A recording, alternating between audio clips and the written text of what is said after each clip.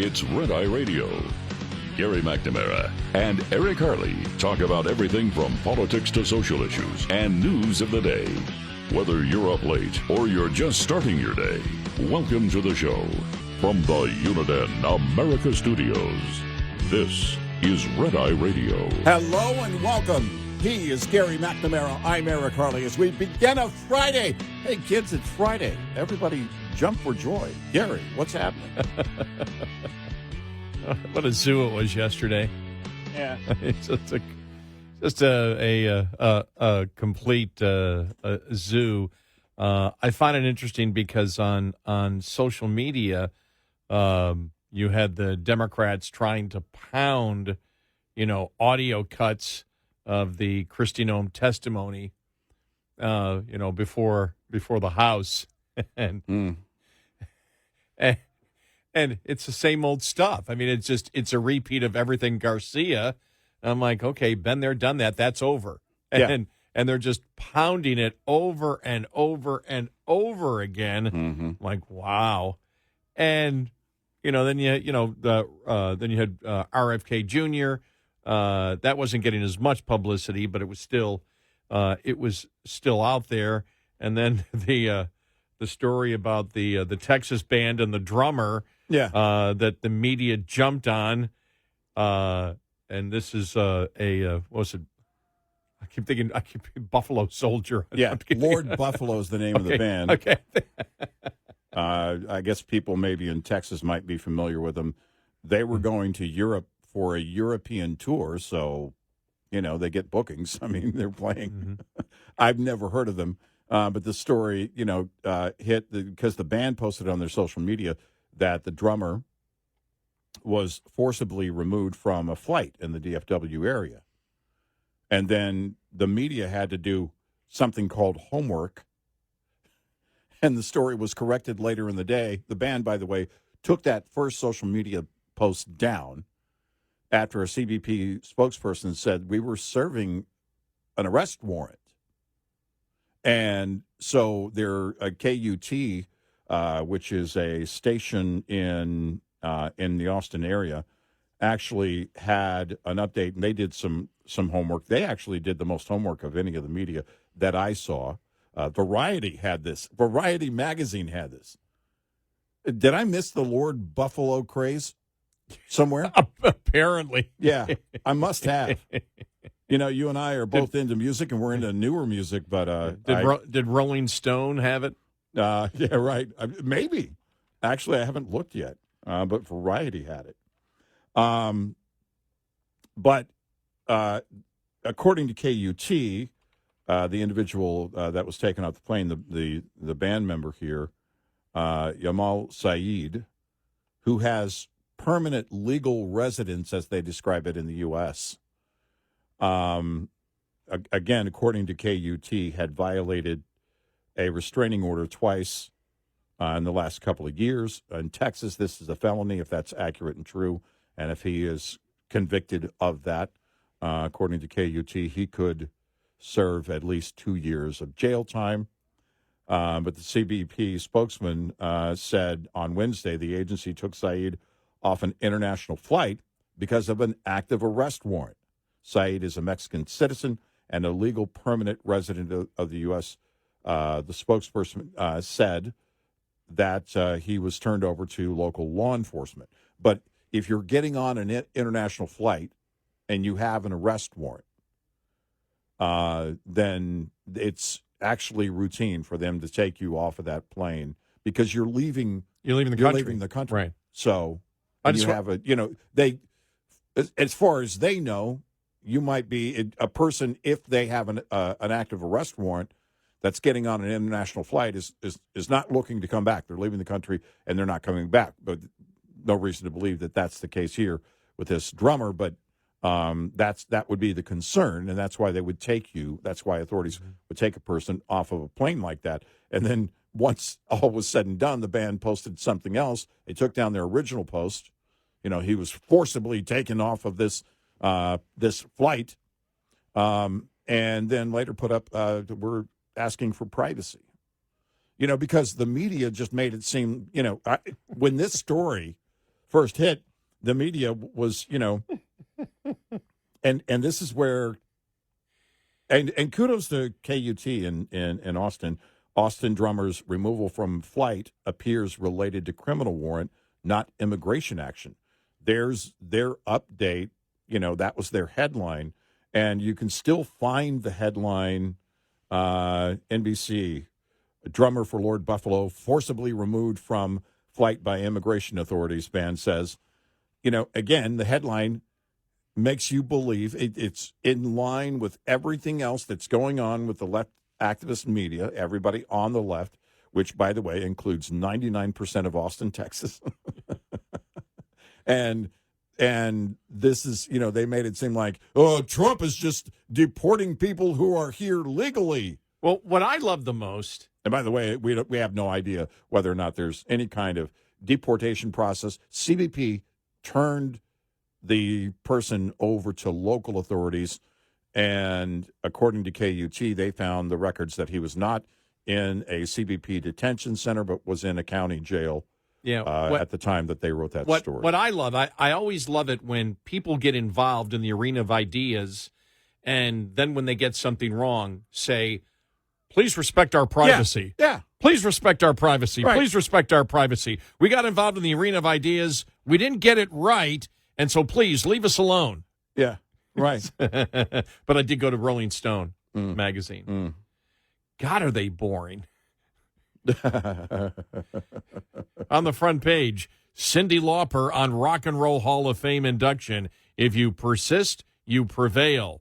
10 terrible policies in Trump and the GOP's bill to cut taxes for the rich. Right. Yawn. And they do have something, I guess, that relates to the music world, but it's more TMZ kind of headline. Cassie testifies that Sean Combs raped her in 2018. Yeah. Suddenly, all Elon Musk can talk about is white genocide in South Africa. Half of it's not even music. Yeah. And the music is Cyndi Lauper in the Hall of Fame. Yeah. Music related. Yeah. Oh, my gosh. Yeah. Just amazing. I know. Well, is anybody reading Rolling Stone anymore? Well, you just did. There's one. Well, okay, one. Yeah. But I did it. One. I did it for professional reasons, not personal reasons. You only went there to see if anybody else was there. But while all that, those hearings were going on, and the Buffalo Soldier Band, yeah, the Buffalo Loses Super Bowl Band. No, that's the. Yeah. Right, yeah. What I just find fascinating is CNN, MSNBC, Fox News. I mean, it's like it's wonderful because it's the media. It's a huge circular firing squad going on the media right now, still about Biden. Yeah. And it's just hilarious because Jake Tapper wrote the book. He's liberal. Mark Halperin called him out big time. I mean, just called it. We'll have some of the audio on that. But Halperin writes the book. He's making all the rounds. Now he's starting to back off. Well, maybe I should have known, and he got pounded on that too yesterday.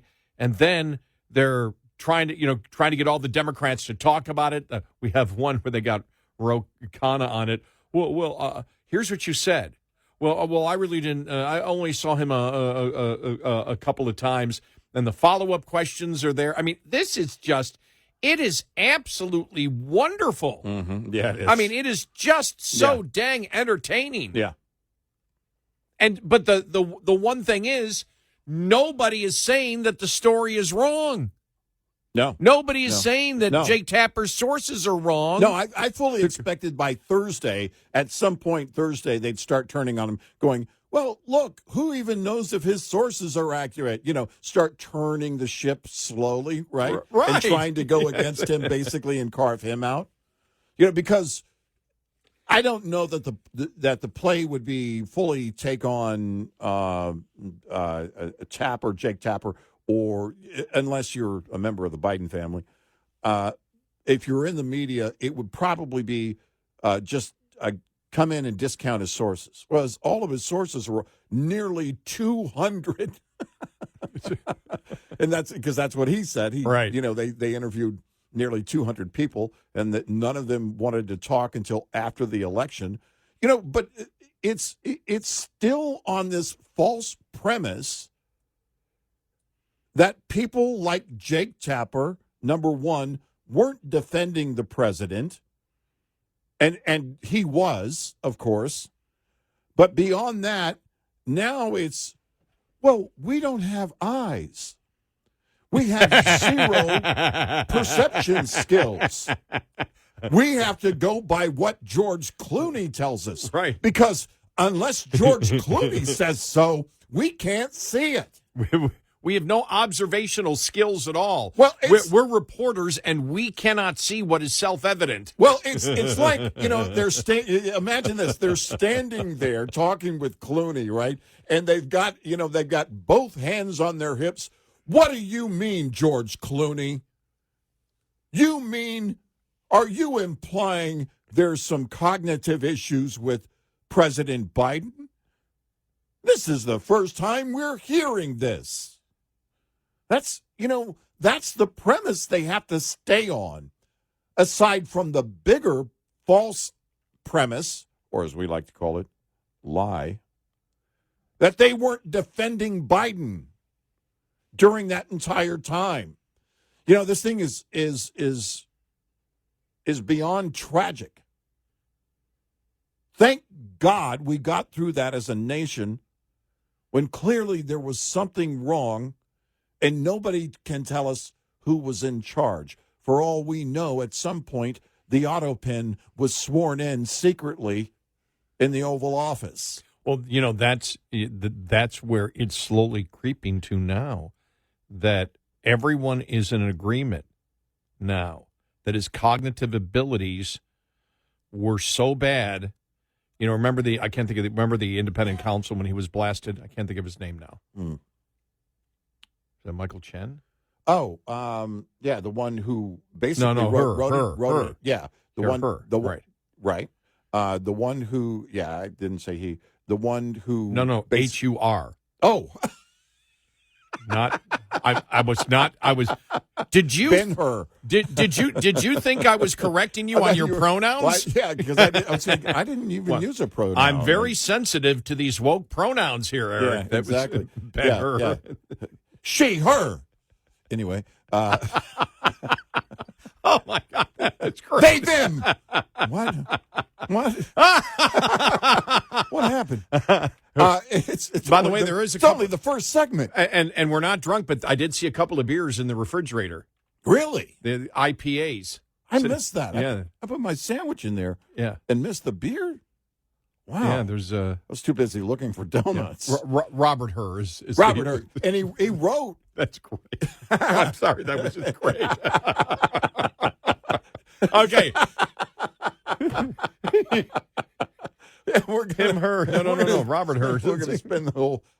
We're going to turn this ship around on pronouns. You conservatives are going to get in line. Yeah.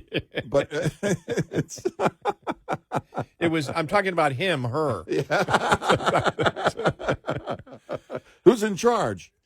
Her. You mean him? Her. Him, her. What? Yeah, it's Henry Cho has a joke about that. He had a friend, he said it's a friend of mine, another man who was Asian. His name was me. And he says, a guy comes up and says, "Hey, who's doing this project?" And he goes, "Me." "You?" "No, him." It's a who's on first, and it's brilliant from Henry Cho. But getting back to your point, Her basically wrote that he didn't believe that, that he would be prosecutable because of, his cognitive issues during that whole line of questioning. And that's why the Republicans are going to have hearings on it. Yeah. Because it's going to be, well, then who was in charge? Right. And remember you and I, and we had talked about it yesterday, and it was the, what was it again? I always forget what it was, the we were bombing. It was in Iraq. It was okay. Was it? And I just remember there was. It wasn't Iraq. I mean, Right. it wasn't Iraqi Right. officials or Iraqi but army. It was a military operation that took place. Right. And I looked at you and I said, there's no way Biden understands the international dynamics of this and the terrorist dynamics of this. He just doesn't. Right. Who made the call on it? We said it on the air when it happened. We said his cognitive abilities appear to be so bad, I don't believe he made the decision. Right. And if he made the decision, it was a decision that whoever was actually making the decisions nudged him towards. Right. Without him having his full cognitive abilities to actually understand what was going on. Right. And that's where the Republicans are going to hit it. Who was making the decisions in the White House or directing a president that wasn't able to make those decisions? Right. And directing him to say yes or no or sign this or don't do this. And again, this massive big blue whale pod in the living rooms is very clear. He's not capable of running, which means he's not capable of running the nation. Yep. And now they're admitting that and going, well, how did we not know? You did know. Stop lying. This is totally media generated. It's going back and forth. It's great. And instead of admitting that you were lying all along, you write a book and make money. 866-90-RED-EYE. This report is brought to you by Shell Rotella. With advanced synthetic technology, is designed to help keep your rig running with more mileage and less maintenance. Hi there, this is Hope Zavara with Mother Trucker Yoga. And here's your health tip of the day. Healthy driver, healthy diesel, powered by Howes. Truck drivers are at high risk for carpal tunnel and grip issues from long hours at the wheel, leading to pain, stiffness, and weakness over time. Let's fix that right at the wheel. Using your steering wheel, stretch one finger at a time, starting from your thumb to your pinky. Hold each of those for 10 seconds. Then place all 4 fingers on the wheel and gently press and stretch your palm and wrist. Hold for another 10 seconds. Don't forget to do the other hand. Do this 2 to 3 times a day to keep your hands mobile, strong, and ready for action.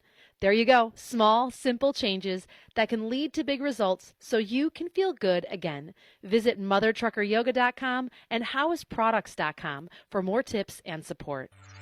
Lines open for your calls. 866-90-RED-EYE on Red Eye Radio.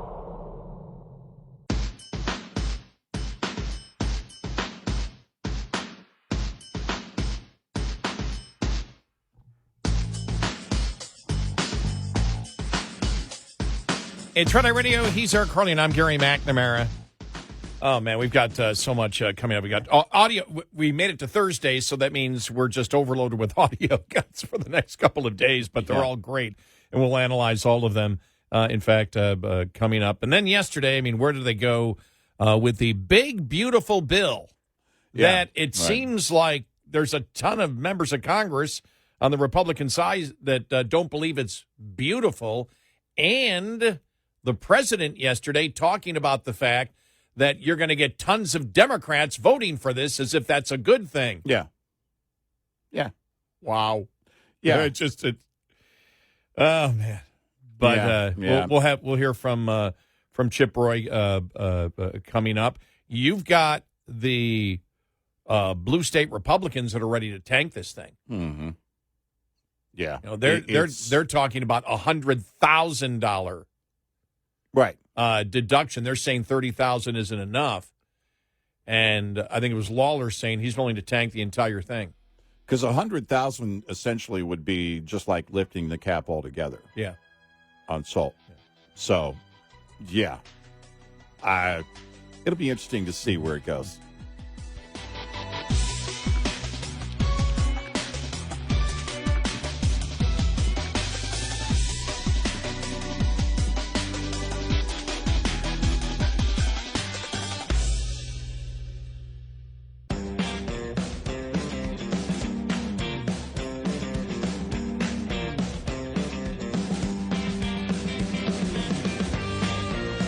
You're listening to Red Eye Radio from the Uniden America Studios.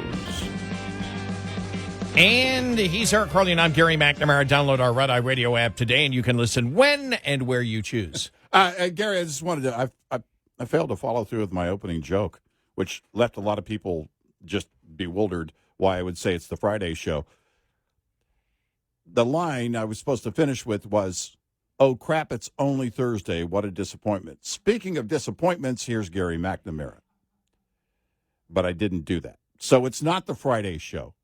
It's only the Thursday show, so you don't have to drink as heavily, although we have beer in our fridge. Was that shot at me just because of the whole pronoun thing? No, I planned that before the pronoun thing. Okay, so Yeah. that was you just... I was just taking a shot. Yeah. Okay. Just, because it's Thursday. All right. Yeah. And is that the only day you're going to attack me? Is No, Thursday? no. Okay. No. I just want to be prepared for the future. Any day that ends in the letters D-A-Y. All right, here's the undercut that I wanted to play because this is the one. This is actually from 2 nights ago. Yeah. And it's Scott Jennings on CNN, and Bakari Sellers is there. You can't get more liberal than him. You really can't. Yeah, right. And listen to what he says. We played the audio after this yesterday where he came out, Bakari Sellers came out and said, well, she's not a loser. Remember the whole Kamala Harris thing? She's not a loser, and everybody's dying laughing. But this is what was said before that Scott Jennings put out today. I'm like, whoa, because this is what Bakari Sellers says when Scott Jennings is saying, who was making those decisions in the White House? All right, here we go. After Biden dropped out, I mean, he did basically disappear. He did show up at the convention, but from the point at which he dropped out of the campaign, he basically disappeared. And then after the election day, between that and the inauguration, he really disappeared. And I just think there are legitimate questions about at that point. If he was not fit to run for office, I argued at the time he was not fit to serve in the office at the time, yet he was not in the public eye. Decisions were being made, monumental policy decisions were being made, and I still want to know who was making them. And was the president actually? You deserve those answers.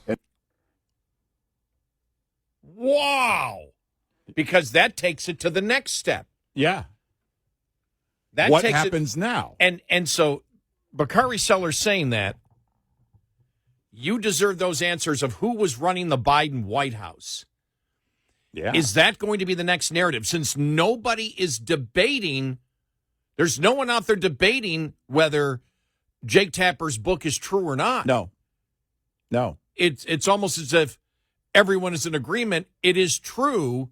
Now, how do we squirm out of this or blame somebody else for the fact that we were lying about Biden? Right.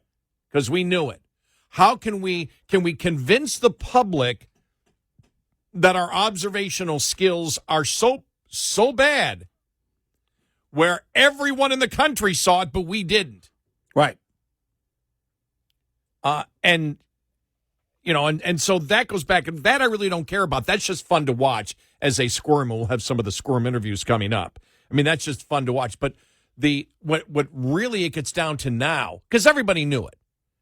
And when Robert Hur wrote the report, and that question was brought up, well, if you're saying that he isn't capable of standing trial, well, then he's not capable of being president of the United States. Right. It's that simple. No, he's not capable of standing. Well, then he shouldn't be president of the United States. And we said it at the time. Right. And Democrats were defending him. Nothing's wrong. They were attacking Robert Hur, H-U-R. Mm-hmm. I mean, they were attacking him viciously. Yeah. Well, and again, the entire party came to the conclusion he's not capable of running. So my question would be and by the way, right after Bakari Sellers said that, he goes, yeah, but Kamala Harris wasn't a loser. So he went back to his delusions again. But for the fact that he could say, you deserve those answers as to who was running the White House during the Biden administration. Here's the question that you and I had. You've got a bunch of the Democrats trying to squirm and not answer the question at all. You solve that by just saying, we don't need Biden anymore. Right. We don't need anybody who worked for Biden anymore. Mm-hmm. It's time to throw them under the bus. Right. And if Sellers is willing to do that, well, how many Democrats are willing to say, look, the Bidens don't matter anymore? I think the bigger play is as you're trying to lay all the baggage on Biden, on the Bidens, because this is what's happening. Even people closest to Biden didn't know. They all knew, and you knew, and you tried to defend it, and you're a liar. But the attempt still is lay all of this baggage of 2024 loss on Biden. Not on we suck on the issues. Right. Yeah, exactly. Right. But we had the wrong guy, and she didn't have enough time to campaign. Right. That's going to be it right there. Because she's not a loser. The loser is Biden and the people closest to him that kept the secret. And we want to know more about the secret because here's the thing. This works for the opposition, the GOP, in two ways. Number one, it implies, in fact, it's true, we already know this, that they still don't believe they suck on the issues, which they do, which means, of course, and we've seen it, we have proof, they're going to continue down the same road. That's a good thing for the right. But also, if there is a calling for, we demand answers, well, then you and I have said all along, the American people deserve the answers. So it would, because the problem in getting to those answers is you find out who was part of the cover-up. And by the way, I can answer that question right now. All of them. Every one of them, including Jake Tapper. And I'm reading the crawl here on CNN. New book reveals how Biden's inner circle kept cabinet from him in final 2 years of the presidency. Yeah. The final 2 years. So what you're saying is, and nobody's debating that. What you're saying is, this isn't something that just came up at the debate. Right. Now, we all knew that. Right. But this is an admission, because nobody's debating that everybody is in agreement that this thing wasn't a debate thing. This goes back over 2 years, and we know even before that it goes back to, Mark Halpern was saying yesterday, I saw it in 2017. Right. Well, yeah, we saw it during the campaign of 2020. It's one of the reasons they kept him in the basement. Right. And they got away with it because of COVID. Yeah. And so let me play this audio here. This is where I just saw the crawl under this audio, because I have the video of CNN. New book reveals how Biden's inner circle kept cabinet from him in the final 2 years of the presidency. This is actually Jake Tapper first on CNN talking about it. Here we go. One of the things that when we were reporting this book, me and Alex, and you guys are in it, and you're heroic, don't worry, you're portrayed positively. First of all, the communications director of the White House was saying this was a hit piece assigned by Rupert Murdoch, completely untrue, not even remotely true. But beyond that, two of the Democratic senators who on the record attacked your reporting were in the meeting, the Senate meeting that the senators had with the campaign leadership, really being quite skeptical of Joe Biden after the debate. What did you make of that? I mean, I'm still kind of processing exactly what happened there, but I think they were clearly under enormous pressure to back the Democratic Party. And it was so much pressure that, they were willing to interact with me in ways that were probably not so truthful. Saban Hughes from the Wall Street Journal there, just so people know who that was, who had reported at the time, and they had reported on the cognitive problems of the president. But when I saw that, when paying attention yesterday, and then seeing the Scott Jennings thing and Bakari Sellers saying, you deserve to have those answers. Mm-hmm. For that to come out, that's the next step now.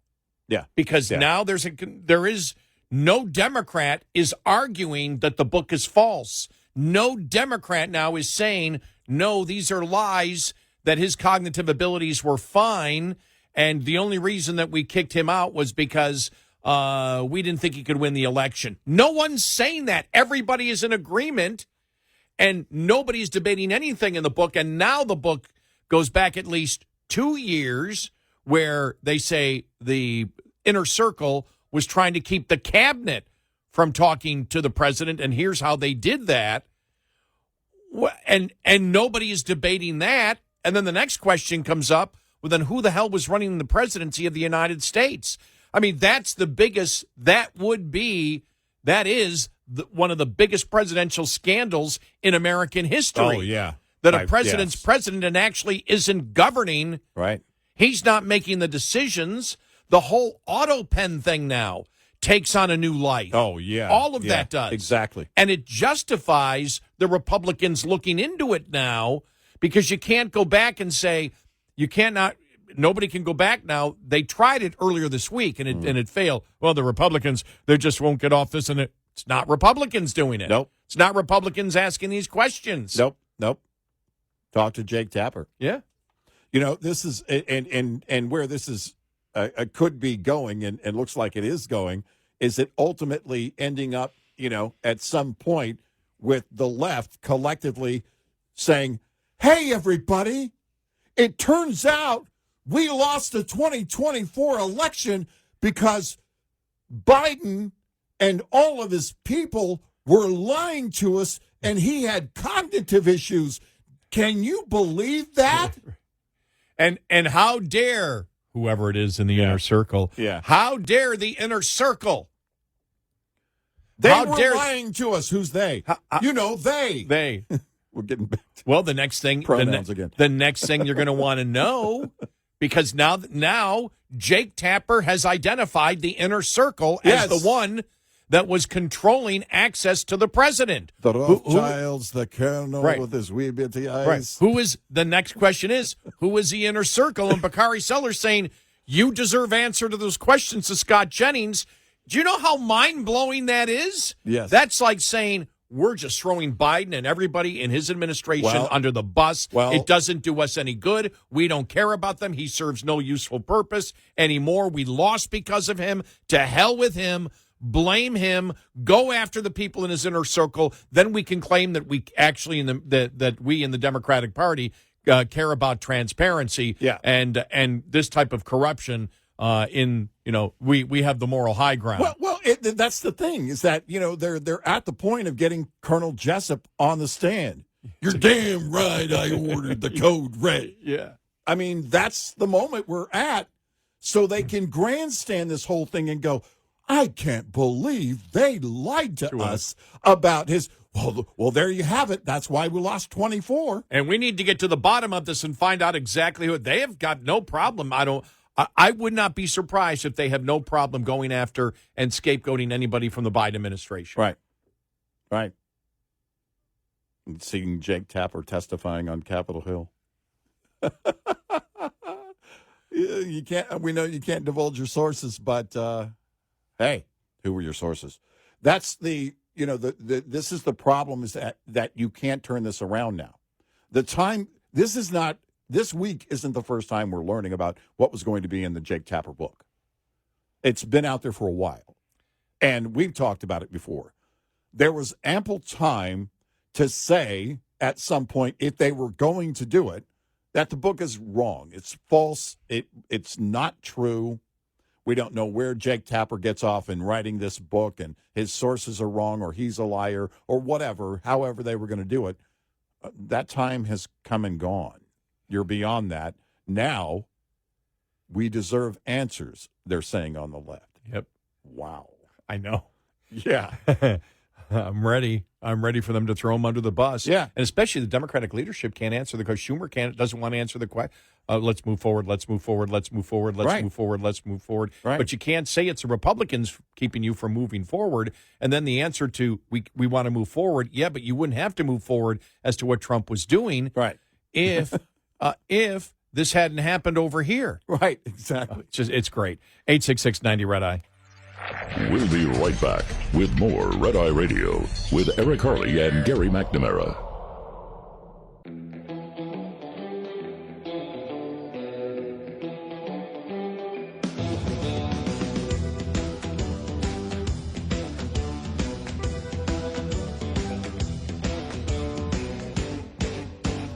It's Red Eye Radio. He's Eric Harley, and I'm Gary McNamara. Coming up, the great, big, beautiful bill is being debated as to how beautiful it is by Republicans. Yeah. We'll get to that coming up. More. I mean, I just got a perfect example of the circular firing squad going on between Democrats and the Democrats and the media and liberals. It's wonderful. Yeah. So we'll get to more of that. The president over in the Middle East and a whole bunch more.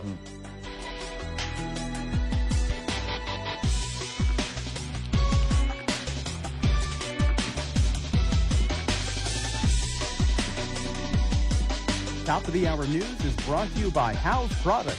Visit houseproducts.com. This is Red Eye Radio on Westwood One.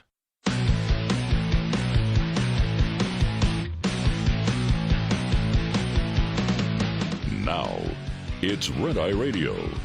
Gary McNamara and Eric Harley talk about everything from politics to social issues and news of the day.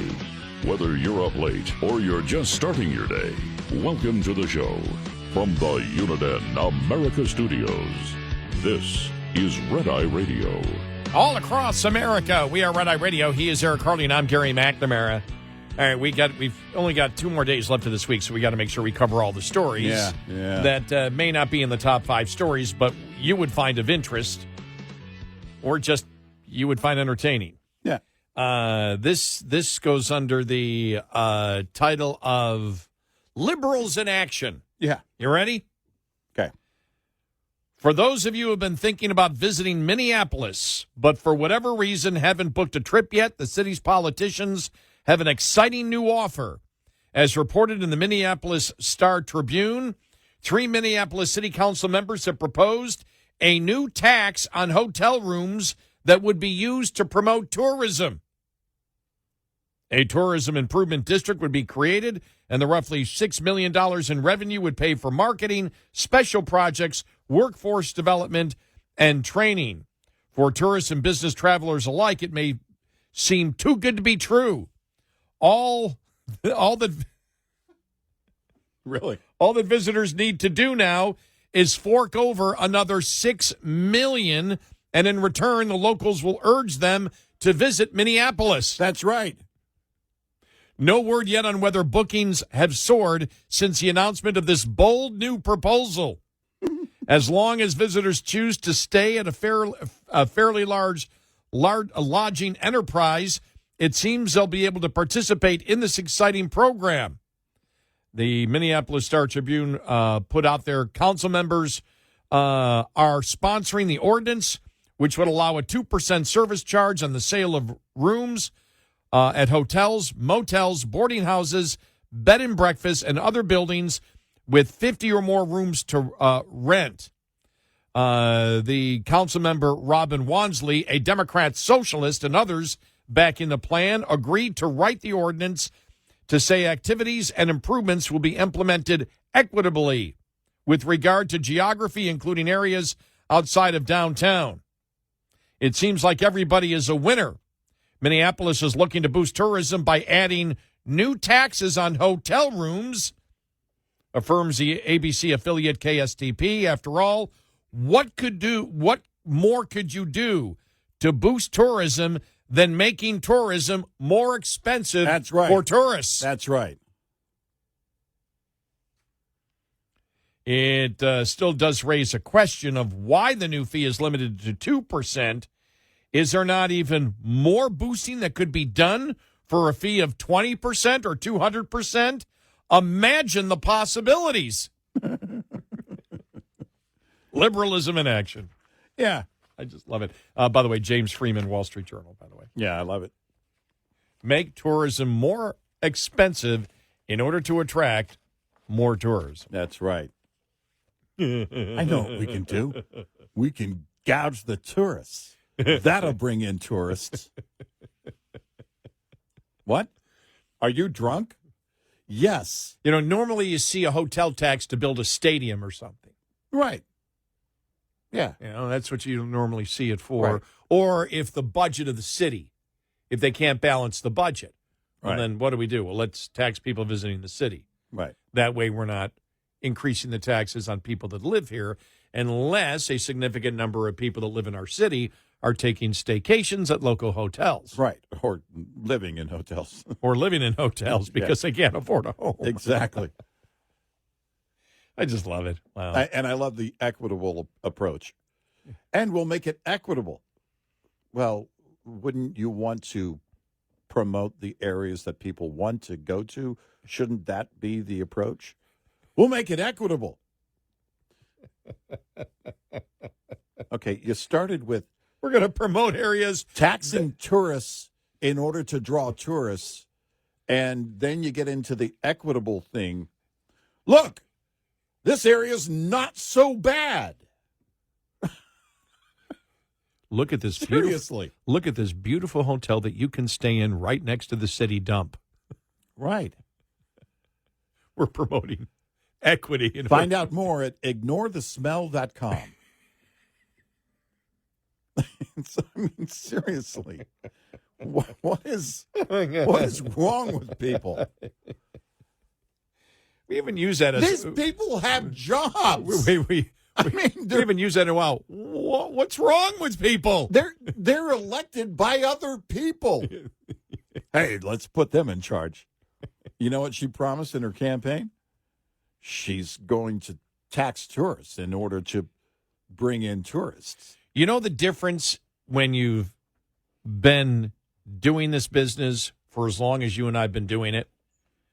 When you first start out in the business of talk radio, you assume that people, my dad always said, you give somebody a title and they believe they've got an infusion of brains. Right, yeah. And I remember when I first got into talk radio, which would have been in my younger 30s, you just assume these people were smart people that were serving in city council and Congress, whatever. Yeah. And as you get to be older and you find yourself 20 years older than at least 20, sometimes 30, sometimes 40 years older than the people that are actually in government, and you realize a significant portion of them are complete idiots. Yeah. Because by the time you get to be in this business this long, or in any business, you learn how things work. Right. And you realize, okay, yeah, back then I was ignorant because I didn't know how stupid they were. And the ideas that they promoted.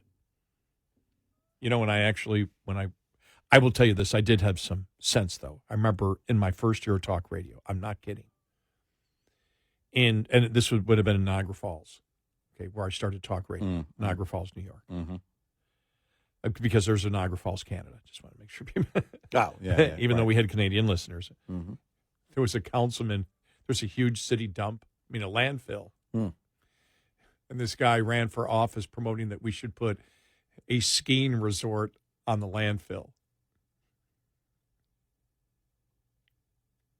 I don't even know where to go with that. I know. I'm not lying. I'm not making that up. I thought about it when I thought about the landfill. That we could have it could be a skiing thing. It's like, I don't believe he won. But I remember him bringing it up. It's one of my first, early on, my first year, one of my interviews that I did, I go, what? Well, and they've got, these landfills, as you know, they're constantly releasing, gas, and they've got the vents and everything else right there. Yeah. It's like, we could have a ski resort. Why are we wasting this valuable resource? Right. And the landfill was, obvious. Because it was huge. It was this huge mountain. It's like we could build a ski resort there. It's like, because think about that. The triple black diamond most difficult slope would be the smelliest. It would be the worst. Wow. And over here, we have this great waterway, also known as a water treatment plant. But it's beautiful. You can swim 24/7. Oh. Come swim in our settling tanks. That's right. I want everybody to know. Nothing says vacation. I want everybody to know that I believe it was for my Conservation of Natural Resources merit badge. Yeah. That I believe that's what it was when I was in Boy Scouts. I know how an entire sewage treatment plant works. Yeah. I went through it and did an entire diagram on it. And so Yeah. I'm very familiar with sewage treatment. All right. You do not want to go swimming in the settling plant or the settling tanks. Yeah, probably not. You might not live long. Yeah. There's not a scuba diving club that's focused on that. You need to wear more than a wetsuit. Yeah. Yeah. Oh, man. So, Exactly. there you go. Yeah. Producer Ron brings up the fact that RFK Jr. got in that stream. You saw that stream that has high levels of human waste contaminants. And there's pictures of him swimming in this stream. It's like, well, okay, the question is, are there other waterways that are, and by the way, the answer is yes, I already know the answer, that are, that test on a regular basis with high level of human contaminants? And the answer is yes. I mean, they're pretty much everywhere, but it wasn't a good look. It's like he's splashing around in the stream. It's like, ew. Dude. No.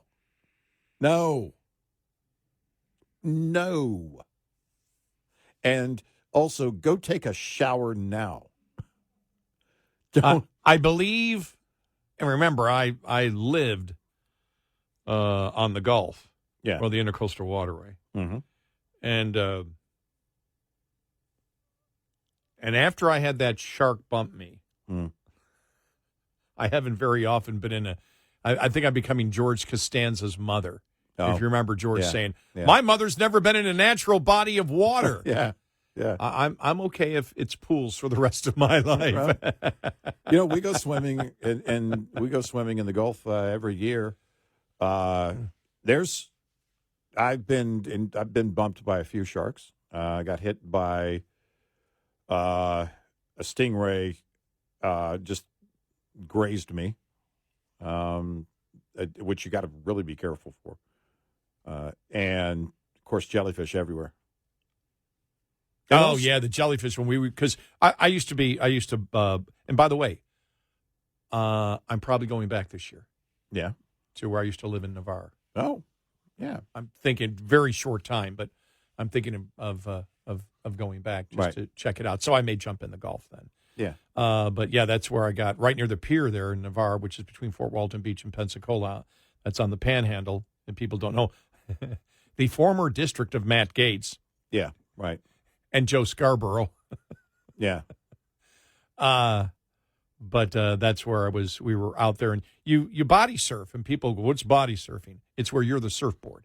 You act as a surfboard. Right. Yeah. And you catch a good 5-foot wave, and it's fun. I mean, I remember one time catching it wrong. It might have been like a 7-foot wave, and it was pulling all the water in from the beach, and all of a sudden I hit it wrong, and I fell right into the sand, and that water hit me. I thought I was going to die. Yeah. I mean, I can't imagine the big wave people doing that stuff. I don't know how you live. Well, my back hurt for a year. If you've ever witnessed the thud that some of those waves will make when they crash, it's a thud. Yeah. You can feel it and hear it when some of those waves crash. And so there were people that would get hit by the jellyfish. They'd be screaming, and I never got hit by one. When they were very active, that they could be active in that area. Not all the time, but they'd be active, I guess, with their storms or whatever. I got hit last year pretty bad on my left foot. Oh. Yeah. I put my foot in hot sand, and it worked. Really? Really hot sand, wow. Yeah. Which is everywhere, apparently, on a beach. And it was, I felt something hit me. It felt scaly. Yeah. Something hit me. I looked, and it was a tiny little shark. Yeah. And all I thought was, if there's a tiny little shark there, there's a big mama shark. And somebody else yelled shark. And I don't know if anybody knows it. I think it's an unofficial record, but I think I hold the 100-meter world record in the crawl. Yeah. Well, we went yes. we went swimming years ago. My niece and her husband went with us, and we were out past a sandbar, and we got out there pretty far. and I saw this huge school of baitfish, and it was zigzagging. And then I saw what was chasing them.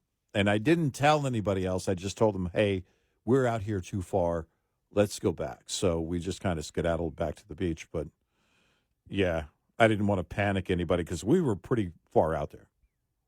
And we finally got back. You know, no issues.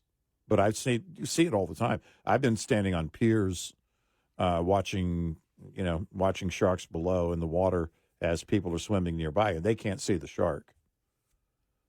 You know, the shark is underwater. No, the fin has not breached.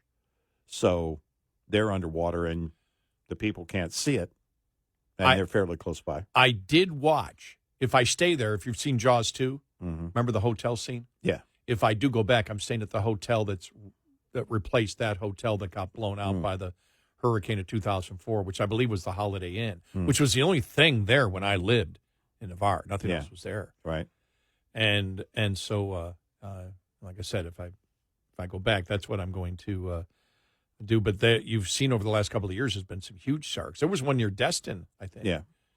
Just here in the last month and a half, and then a couple in the last years. I mean, the big shark, the one shark that's swimming in between people. But from like 2-3 years ago in Navarre, it's like, oh my God! Well, get out. There's in South Florida, their fishing laws allow you to catch so many, and I forget which type of shark it is, but you can catch a few a day, and I'm like, wow, because there's so many of them.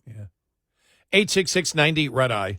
Brought to you by FPPF Fuel Power Max. Managing time is key. Successful owner-operators know that simply running hard is not enough. If it were that easy, anyone could do the job and expect the profits to roll in. It generally pays to slow down. There is a trade-off in higher costs, not to mention the increased risk for driving fast. If driving slower takes time away from you, you could find some of the ways to get it back. Never take time off during the last 2 weeks of the quarter or the last week of the month, when freight typically is abundant.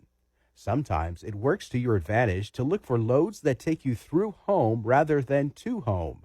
The latter can interrupt your revenue stream and require additional time to get back up to full speed again. Owner-Operator Business 101 is provided by Overdrive's Partners in Business program. Go to overdriveonline.com to the Partners in Business section of the website for more details on this and many other topics. Brought to you by Shell Rotella. With advanced synthetic technology is designed to help keep your rig running with more mileage and less maintenance. Get in touch with Red Eye Radio, toll free at 866-90-RED-EYE.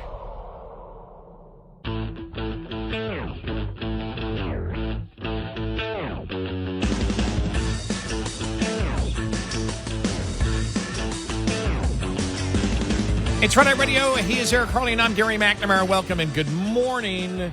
Coming up following the bottom of the hour, more on the great big bill. Yeah. Many Republicans don't believe it's beautiful right now, and so we will get to... It is getting ugly. That's for sure. The big beauty is in the eye of the beholder bill. Yeah. The big, it has a nice personality, Bill.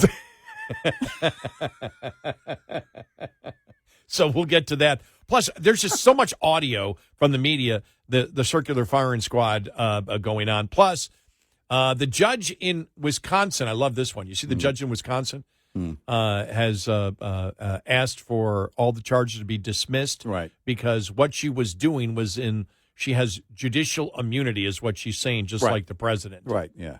She doesn't. Yeah, It's like no, that doesn't apply to Jonathan Turley. Yeah, Like, right. Yeah. She doesn't have it. You're not. You can't just give yourself superpowers. No.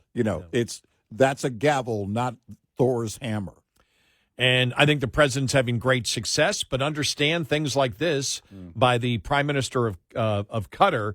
Hamas wants to end the war. Israel wants to just retrieve the hostages and continue the war. Is probably not should not be a believable or should be accepted by anybody in the United States. Exactly. And so that would be Not that making these deals is wrong, because you saw the deal with Syria and the conditions that the president's making. And there are conditions to everything here. Yep.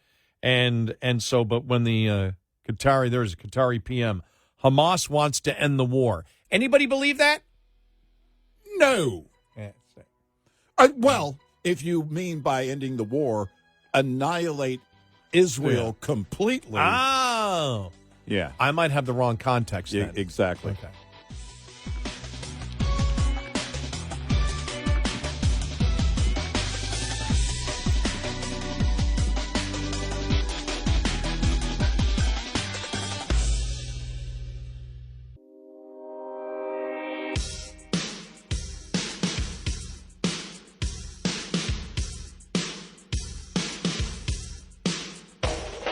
Catch all 5 hours of the show live every night on the Red Eye Radio app. Available in the App Store. Red Eye Radio. And he is Eric Harley, and I'm Gary McNamara. Get the Red Eye Radio app today on your phone, and you can listen where and when you want. It's that simple. And thank you. Yeah, just put in Google Red Eye Radio app. Yeah. Download. 30 seconds later, less than 30 seconds later, you're listening. Right. There it is. Yep. Boom. All right, you ready? All right. Audio cuts. I'm going to play. We played this yesterday, but there's a follow-up to this one. Okay. All right. Okay. And this All right. is just the circular firing squad going on between the mainstream media and Democratic politicians. All right. And the mainstream media against the mainstream media. Yeah. It's right. great. Yeah. And this is Cassie Hunt on CNN from a couple of days ago asking Chuck Schumer about Biden and whether he was capable of serving and whether he knew or not. Here we go. All right. Called original sin, and they call it a cover-up of Biden's health and his cognition and his fitness, quite frankly, to be president of the United States. You sat next to Biden in the Oval Office February 27th, 2024, just a handful of months before the president took that debate stage. And it was later reported that you and other Democratic leaders were talking before the debate about having a plan. You and Hakeem Jeffries, Nancy Pelosi, Barack Obama. I understand you later denied that that ever happened. But I am curious, I'm interested to know whether the man that you saw sitting there on that couch on that day, you were in there, you saw him up close and personal. Did you really not have any idea that he was not fit to serve a second term? Casey, we're looking forward. We have the largest Medicaid cut in front of us. We have the whole federal government You're facing all of risk. this because you lost a presidential election. And is that not Joe Biden's responsibility for deciding to run again? We're looking forward. That's it? That's it. So we played that the other day, all right? Yeah. Now, the follow-up to that is when she basically said, okay, goodbye. And then she goes back to the panel that included Chuck Todd. Mm-hmm. Listen to Chuck Todd here. Because this is what we're dealing with. Yeah. You know exactly where this is going. Uh-huh. Here we go. All right. All right. Senator Chuck Schumer, I know you got to go. I appreciate your time today. We'll see you soon, I hope. Thank you. Take care. All right. Bye-bye. And our panel joins us now. CNN political commentator Jonah Goldberg, the host of the Chuck Toddcast, Chuck Todd, Democratic strategist Paul Begala, Republican pollster Kristen Soltis Anderson, both CNN political commentators. Chuck Todd, go.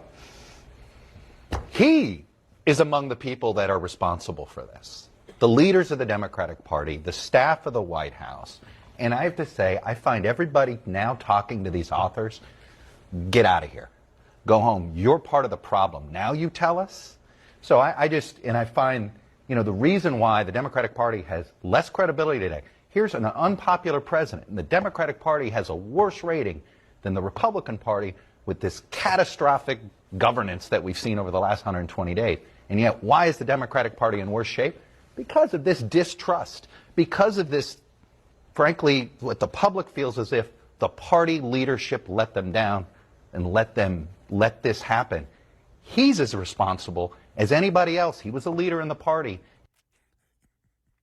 It's what I was talking about earlier. By the way, Chuck Todd had no responsibility at all. None. No. Zero. No, they all lied to him. He had no idea. I was laughing when he said, just go home.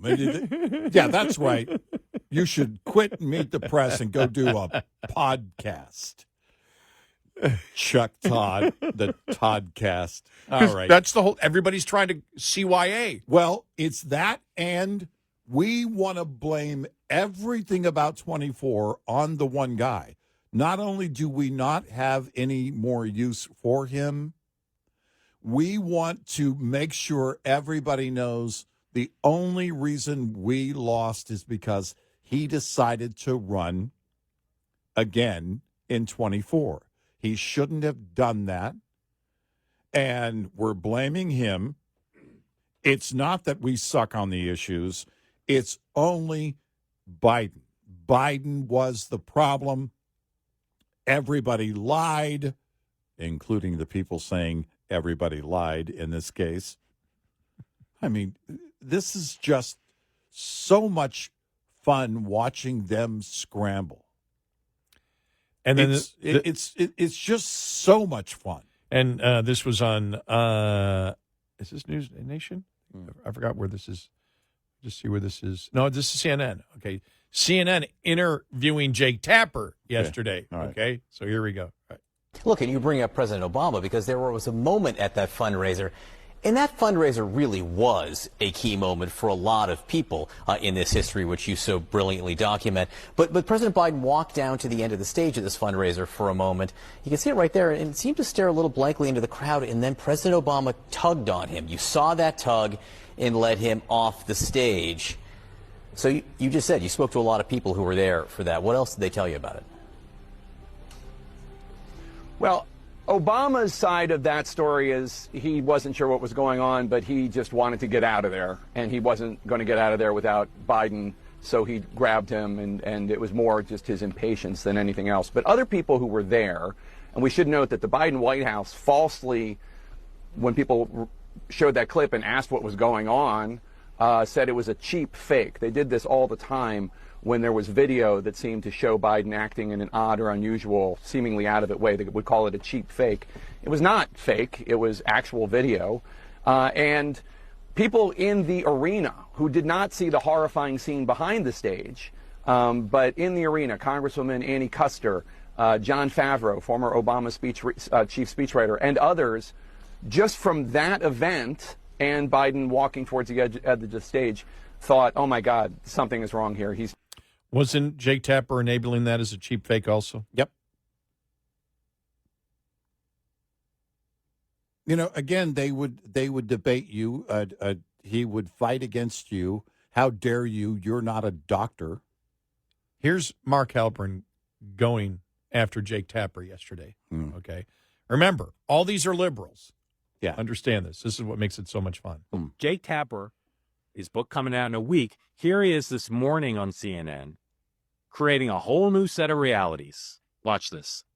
You have an entire White House press corps, though, following him around. And I'm just curious as to whether or not this kind of trying to hide what was happening with the president at the time had an impact on the press corps. Like, why didn't we hear some of these details from what they actually saw and were dealing with trying to get information? Well, Alex Thompson and I were on the case, as were lots of other reporters, trying to figure out what was going on behind the scenes. But the bottom line is the White House was lying, not only to the press, not only to the public, but they were lying to members of their own cabinet. They were lying to White House staffers. They were lying to Democratic members of Congress, to donors about how bad things had gotten. And in fact, Alex and I started writing this book after the election of 2024. And we spoke with more than 200 people, most of whom, almost all of whom, were Democrats, and almost all of whom wouldn't be honest with us or wouldn't be candid with us until after the election. And then after the election, we found out all of these things that when you looked at what was going on with President Biden at the time, it probably doesn't surprise you the extent to which he was deteriorating. But now we have anecdotes and facts about what was really going on behind the scenes with details that Democrats wouldn't share with us until after Election Day. All right. Again, amazing. True. Here's something true that he said, that Jake Tapper said on CNN this morning. True that there was a cover-up, that senior Biden officials worked very hard to cover up as much as they could his decline, including amongst other people in the government and in the campaign. That's true. Here's two things that are not true okay? And this is where the credibility is just so important, that people be honest. I shouldn't be the only one in the media being honest about this. It's bizarre, okay? One thing that's not true is that you needed, that the cover-up was so good that no one could see this, that we couldn't possibly have gotten to the bottom of this during the election. Again, it makes me mental. It was clear. I saw it with my own eyes in 2017 at a public event with hundreds of people. You saw it almost every day. Not every day, but almost every day, both in what he did and the fact that he had such a limited schedule. So it is not true that it's only after the election that Jake Tapper could have gotten to the bottom of this and the rest of the Washington press corps could have gotten to the bottom of it. The other thing that's not true is that the press is blameless, because they were more than just stymied in the telling of Jake Tapper. They were stymied from getting to the truth. No, they weren't. They were part of the conspiracy and the cover-up. They allowed themselves to believe the ridiculous spin on TV in public, and privately they allowed themselves to be browbeat. It's not a lie if you believe it. Well, and, we talk about quite often the lack of self-awareness, because you go through that entire thing. As you mentioned, Jake Tapper was part of the whole cheap fake thing. Here's a quote from Jake Tapper, July 10th of last year. This was the same event, we should note, that Republicans later circulated cell phone video that seemed to show President Biden freezing on stage for about 7 seconds before being led off stage by former President Obama. Remember Obama taking him by the hand? Mm-hmm. And again, Tapper would also go into this, well, you're not a doctor. How dare you try and armchair diagnose Biden and these kind of things. And we talk about the lack of self-awareness, because then you think, okay, we can make money off this, which is the only reason you write the book. But he's probably also thinking, Tapper, this will whitewash everything that I was a part of. And how could you not look at that and go, they're going to shred me over and over again? All of my credibility, if I had any to begin with, is going to be gone if I write a book about this. I was a part of it.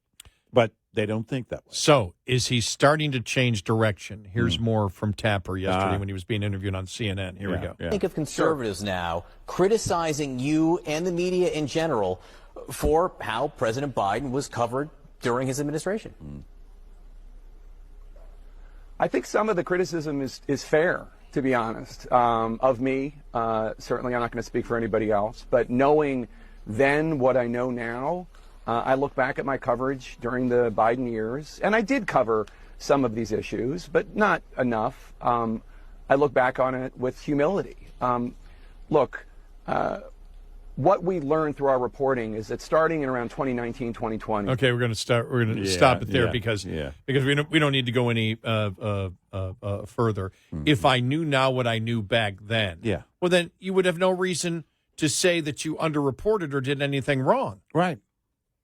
What you're admitting to the public is you kept things you saw just like we did, and you decided not to report on it. Well, that's it. And I did cover some of these issues, but not enough. Right. I look back on it with humility. No, you don't. You wrote a book. You wrote a book. And did you notice how the question was asked? Some conservatives. Mark Halperin's not a conservative, right? You've got Democrats out there. Everybody's trying to blame everybody else, and the media is not happy with Jake Tapper because he's made them now look like complete hypocrites, and as part of the cover-up of it, and now where nobody, and this is really amazing because they're saying, even members of the mainstream media, as we just played with Mark Halperin, that Jake Tapper, he didn't report it. He knew what was going on and didn't report it. Now he's trying to make a book, and that's being said, but nobody is saying that Jake Tapper's sources are wrong. Right. And so they're admitting, all the media is really admitting, yeah, we were part of the cover-up. Right. We were all part of the cover-up. We did it. We knew it. Yeah. Everybody was to sit. You know as well as I do, Eric, because the screaming was out there. It was a news item every day. Oh, yeah. Democrats attack Republicans, saying there's nothing wrong with the president. Yeah. The whole Joe Scarborough thing. This is the best Joe Biden ever. F you if you can't handle the truth. You know, the member Mayorkas, Mayorkas saying, you know, that he's alert. He's aware. Yeah. Members of the cabinet saying that the problem is the young people can't keep up with Joe Biden. It was an issue. Everybody knew it was ridiculous.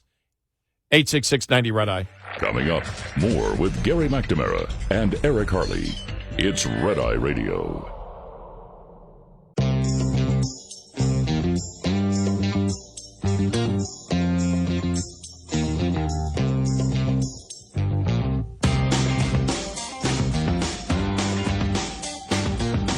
It's Red Eye Radio. He's Eric Harley, and I'm Gary McNamara. We have some great Trump audio coming up following the top of the hour.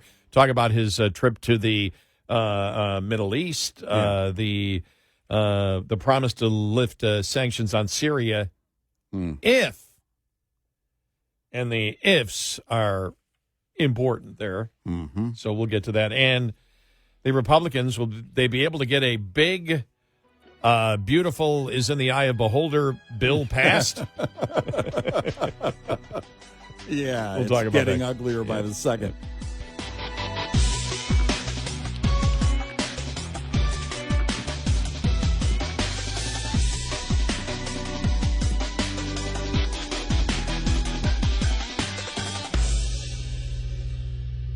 This is Red Eye Radio on Westwood One.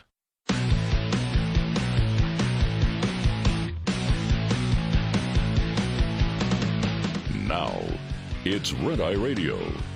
Gary McNamara and Eric Harley talk about everything from politics to social issues and news of the day. Whether you're up late or you're just starting your day, welcome to the show. From the Uniden America Studios, this is Red Eye Radio. All across America, we are Red Eye Radio. He is Eric Harley, and I'm Gary McNamara. Welcome and good morning. Thank you for being here. Thank you. As always. Hey. Huh? 25 years ago today, I started in Dallas. All right. Yeah. 29 years ago tomorrow, I started with our company. The issues would have been right at this time that Bush was leading in the primaries. Yeah. Yep. Yeah, because it would have been 2000. Wow. The world had not heard of dangling chads yet. No. Months away from that. Do you remember the one? You know what I remember most out of that? Not even election night, where I think I got out of there at 4 a.m. and nothing was decided. It was waking up. I don't know if it was the Saturday after Election Day or when it was, but it was the media reporting about the riot of Republicans in some voting office or whatever it was. I can't remember what it was down in Florida. And it was the media reporting the chaos that's going. There's a bunch of Republicans. They're all smiling and laughing. And remember that? Yeah. They're all, there's like, it was the complete, nobody would have feared walking into that room. All right. They're all just laughing and joking in the media. I'll never forget that, the media, how they reported that. It's a riot. Yeah, and it was just, it's like a bunch of, it's like, what riot? They're all laughing. Right. They're all laughing, having a good time. Yeah. I mean, they're making a point, but none of them were angry. I mean, it wasn't like there was going to be a riot or anything like that. So that's what I remember from, from that. I do remember that at this point, gasoline prices had got up to like $1.60 25 years ago. Mm-hmm. When you think about it, the inflation has not gone up in gasoline like it has in other things. Yep. Yeah. So, but, yeah. Yeah, diesel prices were surging. Truck drivers were wondering how they were going to make ends meet. Fuel surcharges hadn't caught on. And people were wondering really how they, everybody was like, how high is it going to go? $1.60. It's gone by quickly, but then when I think about the things, because I did my local show until from 2000 until 2005, and that's when I came on with you, which would have been July 15th of 2005 is when you and I started together, which is our 20th anniversary coming up. Yay! No cake. No. And think about this. The discussion was still huge on peak oil. Oh, yeah. Remember, we were in the middle of peak oil. Yeah. That there was no more oil left. Fossil fuels were gone. Oh, they carried that on into the Obama years. I think it went on, 2009, 2010, maybe? Even 2011 it went on, yeah. Well, there was somebody on a documentary in 2012 that made the point. I think that was the final one that I remember of someone making a key point. Of course, Obama's reelection year. So after 2012, we really didn't hear that. Yeah, because wasn't that when the guy from Shell or something was doing the tour? There was somebody from the oil industry that was doing a tour saying we're not at peak oil. Right. Yeah. Somebody who'd worked in the oil industry, because I remember we talked to him, and we were at the studios by that time, not this studio, but we were at the studios in North Dallas. Right. Mm-hmm. Yeah. And I just remember that happening. So it was what's his name? And he had I had actually talked to him at an event, and I'm blanking on his name.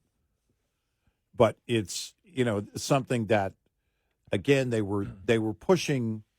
It was, believe it or not, the left was pushing a false narrative to control behavior. And over again, the peak oil thing, peak oil, peak oil, peak oil. Yeah, but we would get blasted by our listeners for not believing in peak oil, for saying, well, no, we're not at peak oil. Oh, sure, yeah. Well, we got blasted for that. For years, we got blasted. We said, no, there's a lot more oil down there, and the technology's coming. Because one of the debates was, we need the strategic petroleum reserve there and we need the reserves in the ground. Don't go after the oil in the ground, because when the rest of the world hits their peak oil, we need to be able to go after ours when there's no more left everywhere else. Yeah, I remember that one. Yep. Yeah. Mm-hmm. And we're like, okay, that's not happening. Not happening. And since then, both technology with production, horizontal drilling really changed a lot. Yeah. And other technologies with that and exploration really kind of changed the game altogether. And that was, I would say, probably 2008, 2009 was maybe 2010. Remember how we were hiding because our show was sponsored by oil companies, that we were hiding the fact that the water car exists, and that the carburetor that remember remember that one, the carburetor that exists that can get 400 or 500 miles, to the gallon of gasoline, and it was bought by the oil company, so that wouldn't happen. It was like, no, you can only get so much. You can only get so many BTUs out of gasoline, right? And they sort of maximized the potential. There was no carburetor that could do that, right. Remember all Oh those no, I things? saw something on YouTube the other day about water car. The water And car's back. It was fairly new. Yeah. No, really? Yeah. Okay. Yeah. And I look at it with like the minds of someone like an Elon Musk. He went the EV route. But imagine that you could make a car like that. That would be so cheap, and the fuel would be so plentiful. It would never be a problem. Because what was the biggest argument on that? The OEMs were in cahoots, being paid off by big oil. Oh my gosh, if you could sell a car that would run on dirt cheap, the most plentiful fuel you could talk about, it would be through the roof. Yeah, you wouldn't hide that. Yeah. The money you wouldn't need from any other industry. Yeah. You'd control all of it. Yeah, the last thing you'd want to do is hide it. Yeah. If you follow the money, it never made sense. I'm just thinking of all the stuff because it's been 25 years, and I think the stuff that we've gone to. Jade Helm, was it 15? Was that 10 years ago? It was. Yep. Wow. Yep. Oh my! And we got pounded on that by some people in our of our listeners. Oh yeah. Got pounded on that. We said this conspiracy, Jade Helm 15. We said there's no conspiracy. Remember, we had the Chamber of Commerce proclamation of how much money it was going to bring in, right, to the local area. With like, well, if it's a top secret thing, maybe the Chamber of Commerce should not be putting out. Right. It was just a zoo. Yeah, local officials were saying, oh no, this is great. We welcome this kind of activity. It's bringing so much money to our area. Like, wow, they should really shut up because they don't know it's a secret. And what was it North Korean tunnels under Walmarts? What was I remember that one. Now that part was true. Was that about the time that Red Dawn 2 came out? Probably. Yeah. Yeah. Secret tunnels under Walmart. Oh my gosh. Yeah, we've kind of been through the whole thing. Yeah, we've been through everything. I mean, it's been working with you for 20 years. How did I don't know if I never met you in those 5 years, did I? I don't think we ever met. Between 2000 when I was doing my 2005. local show, 2005. I don't think so. I think we talked once. Yeah. Did we talk once? Yeah, we had opposite schedules, so it wasn't. Yeah. I probably was around a couple times on election day where we went after midnight. I was on the morning show for those 5 years with Hal J. Okay. So, I mean, this show as well. But I don't remember you being on the morning show. As sitting in. I would sit in commenting, or I would sit in if I filled in for Mark Davis in the morning. I would Right. sit in like do a pre-show thing if I was filling in for him back then. Right. Mm-hmm. But yeah, when I think about it, it's it's a quarter of a century. Yeah, no, in 25 years of my radio career, insane. then 25 years. What amazes me in 25 years out of my, which will soon to be also in July, beginning of July, 43 years in radio, to 25 of it has been here.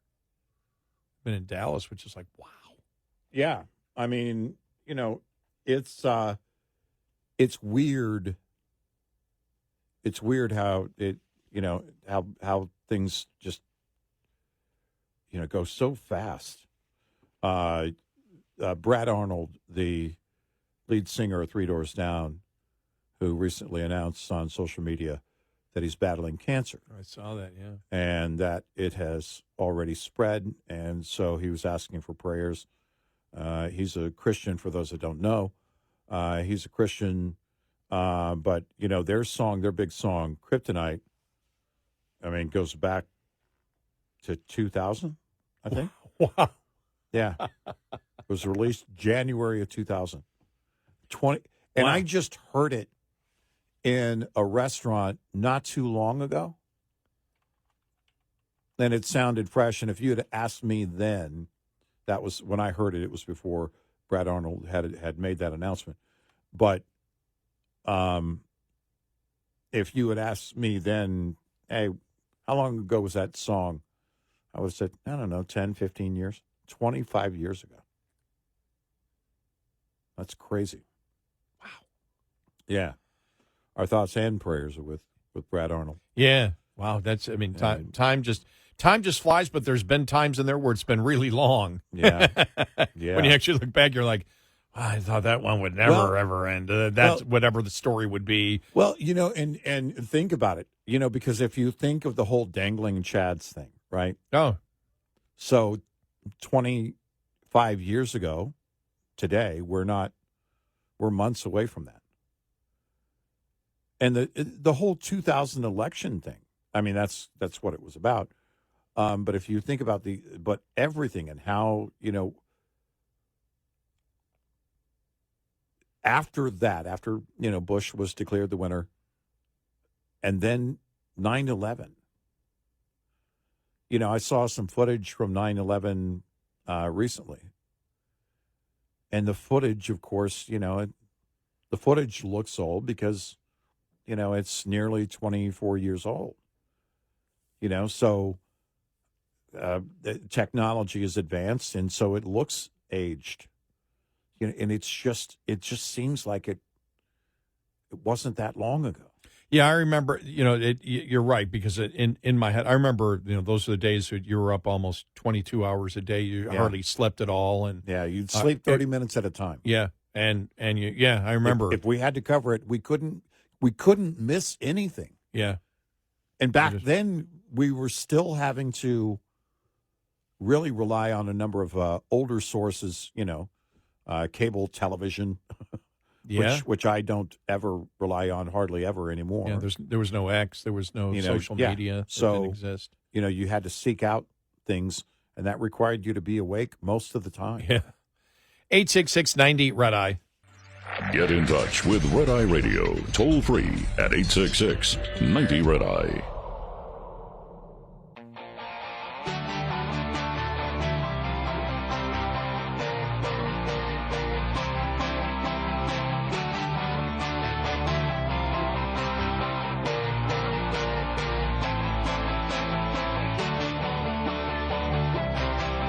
It's Red Eye Radio. He's Eric Harley, and I'm Gary McNamara.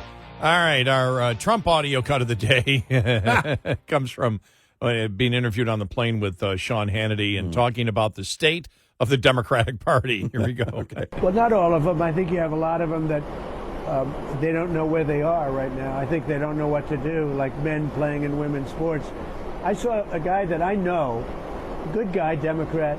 He's trying to justify, 2 days ago on television, he's being hammered, and he's trying to justify men playing in women's sports, and it's sad.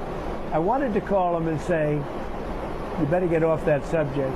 That's not an 80-20, that's about a 97-3, okay? If they talk about, the famous, they always say it's 80-20. What's not, a lot of these things are not 80-20, like transgender for everybody. Let's have transgender for everybody, your kids, everybody. That's not an 80-20. They always say that's 80-20. That's 99-1, I would say. So, look, in one way, I don't like talking about it because I don't want to talk them out of it. Because, it would be harder to beat them if they were normal on things. It shows that they're almost insane. And they do suffer from Trump derangement syndrome at a high level. And I guess I'm honored by that. I love it.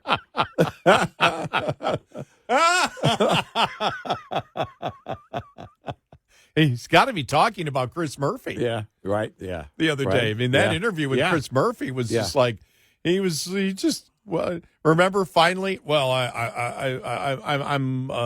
I'm for men competing against women in just my community, but other communities can have it differently. It's like, you need to shut up, dude. Exactly. You really need to be quiet. Well, you know, where he started, well, first of all, I don't have a daughter. Right. Oh, wrong answer. Exactly. I mean, it was really horrible. But, you know, President Trump points out something we pointed out, and that is, well, you don't want him to go normal. You know, keep being crazy. And they're going to be. The good news is there's zero signs of them changing and becoming normal. I mean, think about this. And this is why Carville's losing his mind. He's got to be walking around his own house going, what the hell happened? You know? I mean, that's got to be, you know what I mean? Mary's down the hall. And I can tell you, come down here. Yeah. Let's have some pillow talk. I'll explain it to you. Mary's down the hall. And Carville's in the shower getting his, you know, the daily routine started, the whole thing, and she's down the hall. She just hears on a regular basis, I can't believe this is happening. What the hell? I guarantee you that's being heard in his household. There's a sitcom there. There is.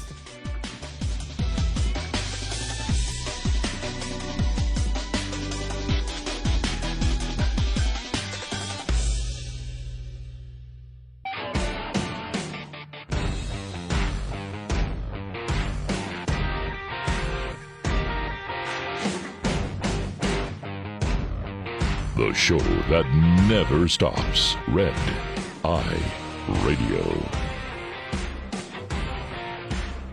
It's Red Eye Radio. He is Eric Harley, and I'm Gary McNamara. Good morning. Welcome. Thanks for being here. Download our Red Eye Radio app today, and you can listen when and where you choose. Just reading here from National Review, sort of mirroring what we said yesterday. Trump's stunning Syria overture. If it succeeds, it will benefit the United States and the West. The benefits to the United States and the West would be immense. And then talks about the conditions for lifting sanctions on Syria. Sign into the Abraham Accords with Israel. I mean, you get past that one. Yeah, right, yeah. Tell all foreign terrorists to leave Syria, deport Palestinian terrorists, help the United States to prevent the resurgence of ISIS, and assume responsibility for ISIS detention centers in northeast Syria. A large group of things there. But Syria has not rejected them as of yet. Right. And that's a hopeful sign with a new regime in there. You and I said it as soon as he was there. And we had said before, if he can continue, he's got credibility because of the Abraham Accords with us on foreign policy and the killing of Soleimani. Yeah. To solve a situation, instead of going to war with Iran, he targeted one of the leaders responsible. Remember how the Democrats were livid over that, remember? President doesn't have the authority. Yeah, he does. Yeah. And this is somebody who has killed American troops and attacked American troops. Of course, the president had the ability had the authority to do that. And that followed the fact of, remember, where they were, it was, I forgot, was it, the reports were that airplanes were in the air to go and attack certain infrastructure points, oil and things like that, over in Iran, and then Trump pulled them back.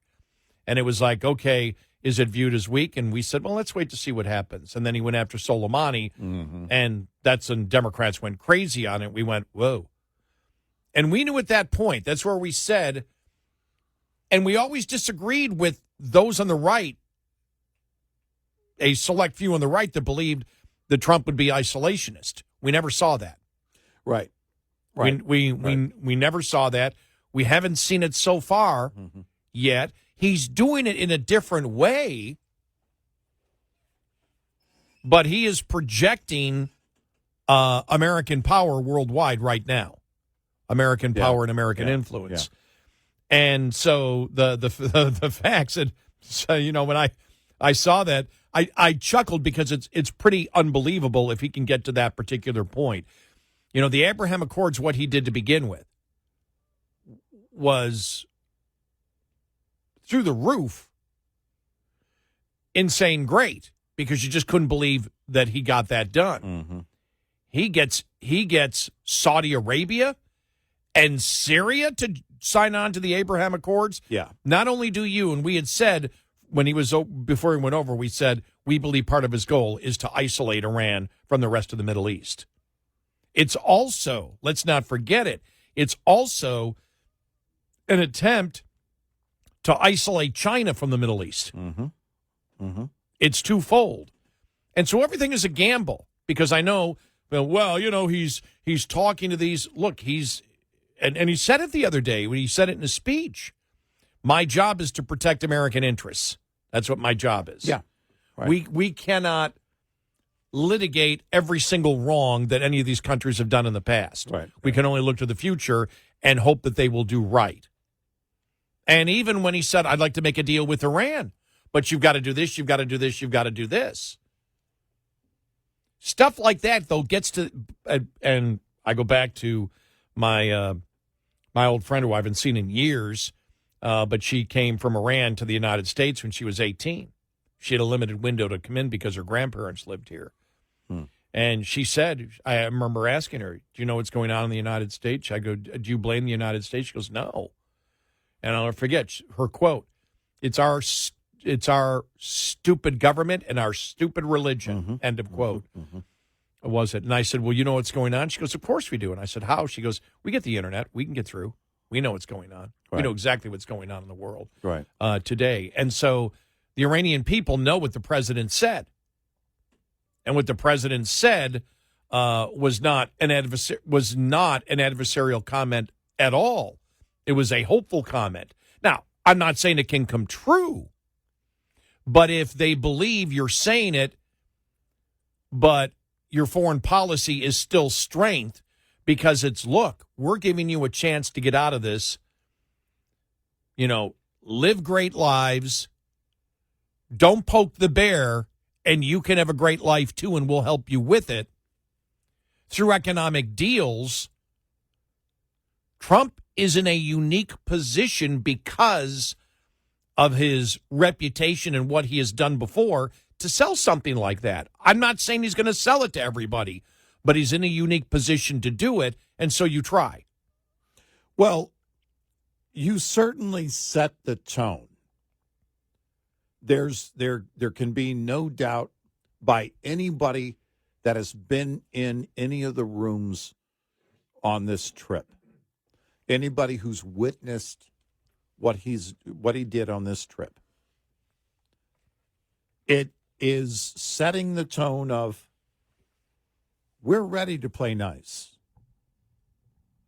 We have a history of taking care of business. You have a choice of two paths. And ultimately, you make that choice. Yeah. And that's what it comes down to. This president is uniquely qualified in demonstrating that, if you think about his first term, not only Soleimani, but you think about a second term going after the Houthis. You know, there is something where, and by the way, I think with Israel attacking Hamas while he was over there, while he was in Saudi Arabia, you know, again, it's very clear. We're not here to appease. However, deals can be reached, and there is a difference. Because when you seek to appease, you often have to concede something. The U.S., but especially this particular president, doesn't need to concede anything. again, Soleimani, but then go back to his first term as well, something that happened earlier in his first term. In fact, in the early months of his first term, and that was going after ISIS in the eastern portion of Afghanistan and taking them out with the Moab. It wasn't if you think about that, you think about taking out that faction of ISIS in that territory using the Moab, taking out Soleimani in the way that he did, a precision attack on essentially their military leader, Iran's military leader. And that's about as close as you can get to taking out leadership altogether in that same way. But you set the tone in your series of actions and your history leading up to this trip in recent days. Again, what I took from it, if I'm sitting there, because he was very clear. He said, look, in one of his speeches, there are ways you can go and be prosperous and you can get rid of the bad actors, Hamas, the Houthis, Hezbollah. Don't let these small groups define who you are. Now, again, you could see some of the faces in that room, and you can take from it, all right, they're listening. They may not necessarily buy it. You're not going to sell them on it. It doesn't. That's something that he can't determine. He can't change how they're going to respond to that kind of position.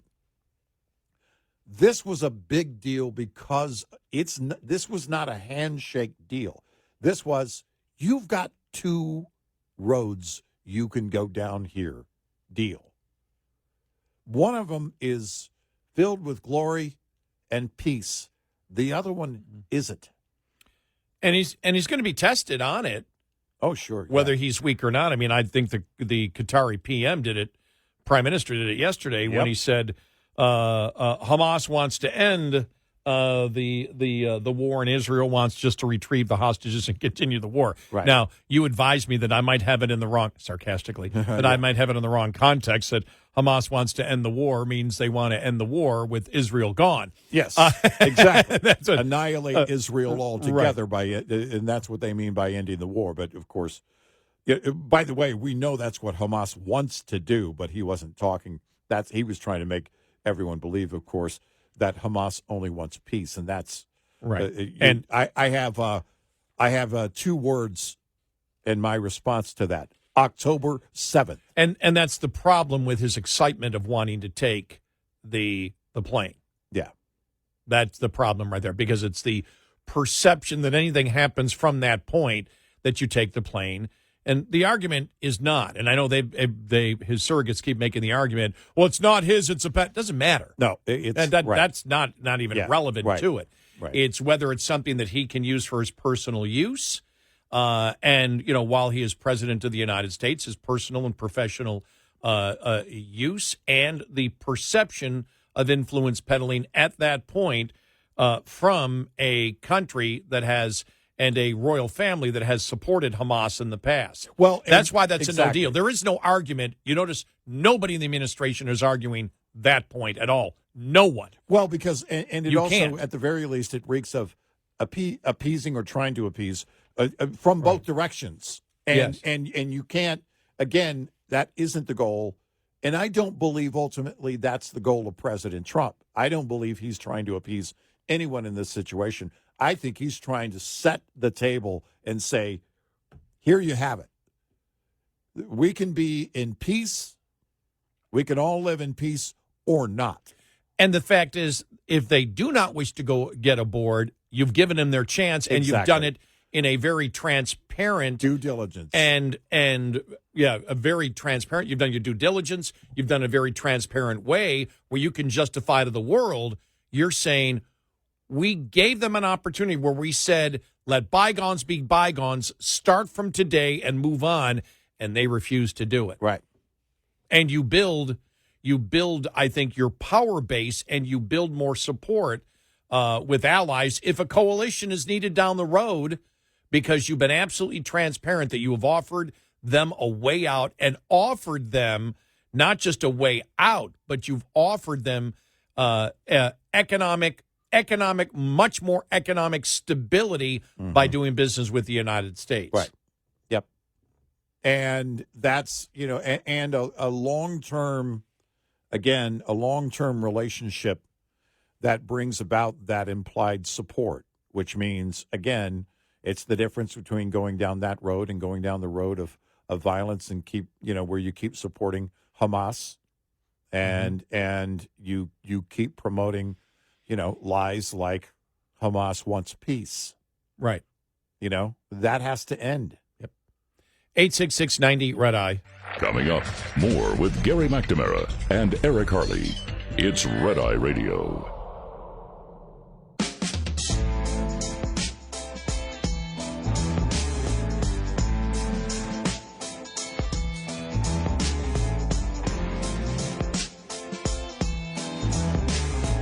It's Red Eye Radio. He's Eric Harley, and I'm Gary McNamara. Well, will the Republicans get their big, beautiful, and is in the eye of the beholder, budget bill done by next week?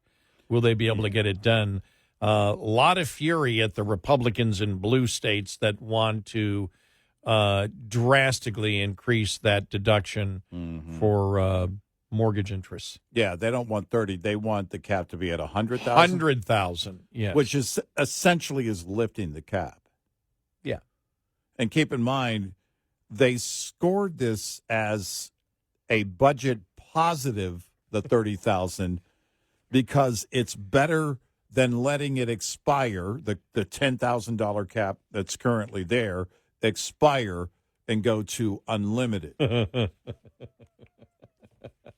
Now you're thinking, what in the Common Core math did you just say? Yep. Well, that's how they do it. That's how Congress does it. That's how the CBO does it. CBO is garbage in, garbage out, by the way. That's the way it's always been. But if you're talking about raising it to 100,000, you're essentially, you're just lifting the cap altogether. I mean, I don't know what the largest SALT deduction ever taken was. Man, that would be that's an interesting question, one. right? Who's got the biggest house? Right. Well, remember we heard in parts of Manhattan it was like $60,000 a year that they could deduct, and I thought, wow, that's huge. Well, 100,000 above 100,000? We know it's not Elon Musk's house, though. Right. No, he lives in a box.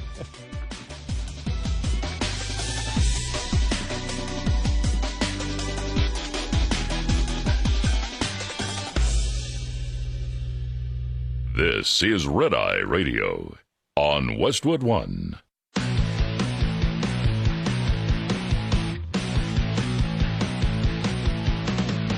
Now, it's Red Eye Radio.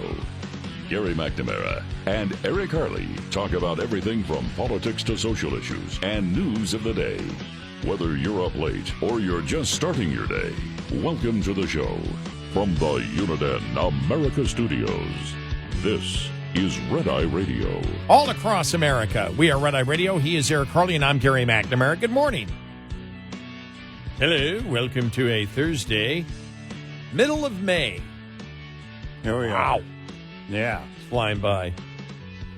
All right, so before we get to the big, beautiful bill, we're covering other topics that we haven't been able to get to that you might find really interesting, like this one right here. Okay. You've heard the president say, and many surrogates will say, those are paid protesters.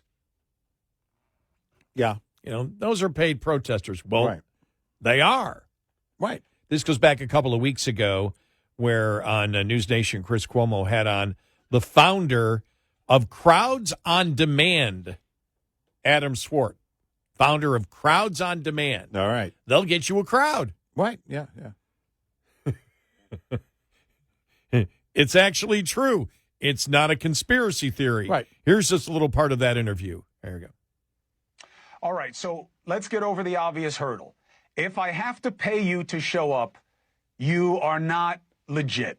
You are a plant. Well, Chris, you're paid to host your show. Does that mean you are not legit? Not enough. Does that mean your views are not your Not views? enough. Not enough. I might as well be doing it for free. Bad comparison. Maybe Go not. ahead. Maybe not quite as much as CNN, but at the end of the day, you're paid for your views. Tucker Carlson is paid for his views. Rachel Maddow is paid for her views. Right? You guys are paid the big bucks. Right? Is it not then reasonable to say that a protester can't be paid a few $100s to go out to a rally to support a cause that they agree with? So is Tugger sincere when he's getting paid tens of millions and a protester is not sincere when they're getting paid hundreds? I feel like I just question this idea that getting paid money to demonstrate in any way delegitimizes you and your beliefs. Well, it's interesting. While you're talking, I've been interrupted by my EP several times who's saying, what about a juror? What about a juror? What about a juror?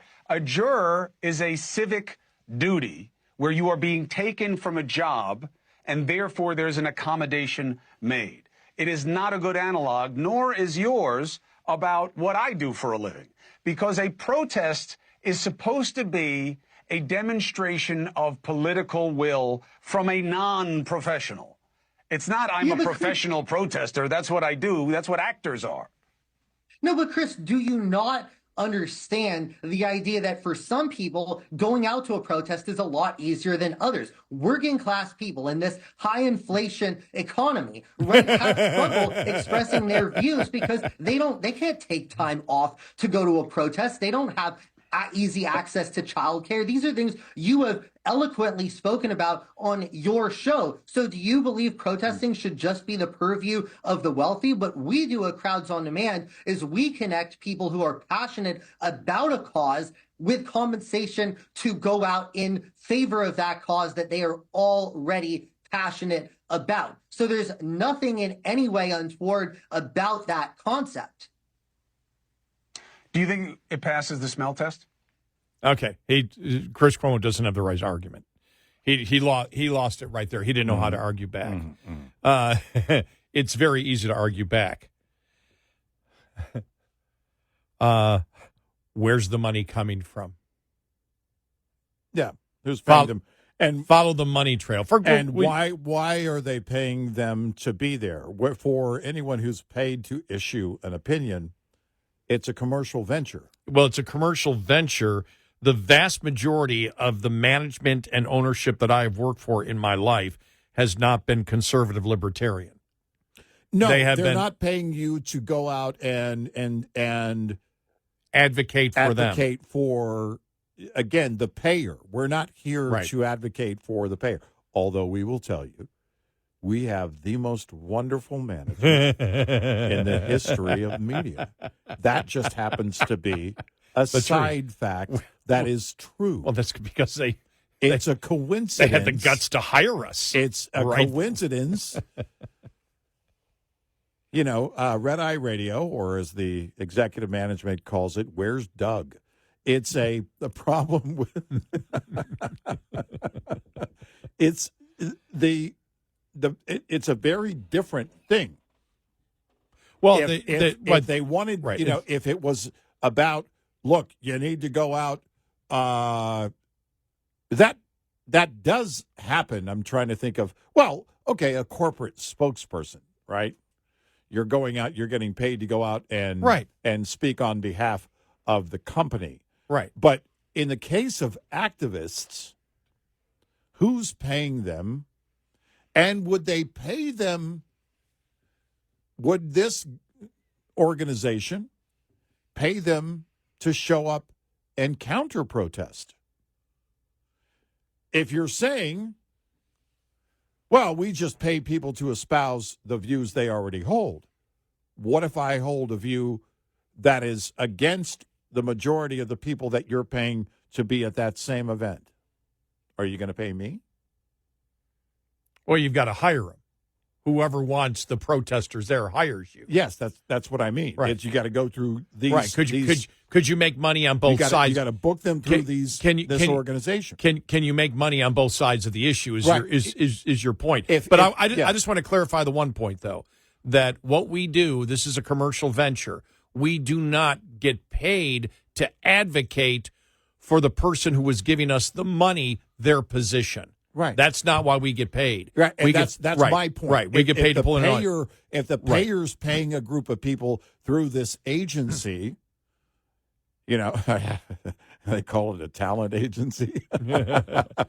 You know, if they're paying the people, well, is the payer also going to pay someone who's going to counter? The answer is no, they're not. Well, and the thing is too, when you talk about the honesty of it, and the entire point of a protest is to the media to see, look at the thousands of people out here. Well, if there'd only be 100 of people out here, it would not get the same coverage because the passion, and as we know, there are things that will bring hundreds of thousands of people and things that will bring 10 people. Well, you're attempting to not tell the truth about the passion of this particular issue because you're paying the people to be there. Because we know people, even with childcare or whatever, they need childcare. You still have, for some issues, hundreds of thousands of people show up, and other issues, whether it's on the left or the right, nobody show up for. Well, CNN hires people that are mostly on the left, and also Scott Jennings, right? they pay and sure Fox News, Michael Singled, right? And at Fox News, Harold Ford, right? He's the only one. Jessica Tarlow. Yeah. Okay. Yeah. It's but the thing is that again, you're hiring those people. I mean, they put them up there to, you know, basically throw Scott Jennings straight into the fire and see what happens. But the idea is to espouse the views because viewpoints gain attention. Attention means an audience means advertising dollars, right. But the difference is the people that are paying you are not telling you have to advocate what they believe. Exactly. That's this is the point I difference. made with That's those who book through this agency, this talent agency. I don't know. Are they one of those firms that sends out people to, you know, temporary jobs? Are they considered a temp agency? A temp agency, right? But it's if you know, I guess they could, if they want to just cause complete chaos, hire half and half. The answer is no. They don't do that. They book through this agency to pay people to be radical and show up that are radical. Now they don't believe the people that are advocating for a certain position do not believe they will get the response that the public does not care enough about what they believe, and they wish to create a false impression to the media that a lot more people care, so they pay people to be there. That's the difference. Right. There is intellectual dishonesty in it. It is based on being dishonest. It is based on putting out the propaganda of the interest and the passion of a particular issue. That's the difference. Well, and that's, you know, that's again, Cuomo asks, you know, does it pass the smell test? Well, he didn't really get to the point of setting the difference between a commercial venture, right, and hired activists. It's a very clear difference. But it's, again, you're not paid to take a certain position. You're paid to bring an audience. Yeah. Again, if you could be a liberal and bring the audience, and that's one thing. The marketplace so far hasn't figured that out. Because it doesn't work. Well, but because now the truth comes But up. now when it gets out there that this exists, and it's already been out there. Yeah. And that's why we're trying to help promote Chris Cuomo, because even though he is promoted for his political beliefs, nobody is watching. Exactly. And by the way, he implied that by saying he really doesn't get paid. You get paid, not a lot, not enough, not enough. Exactly. Practically doing it for free. Yeah.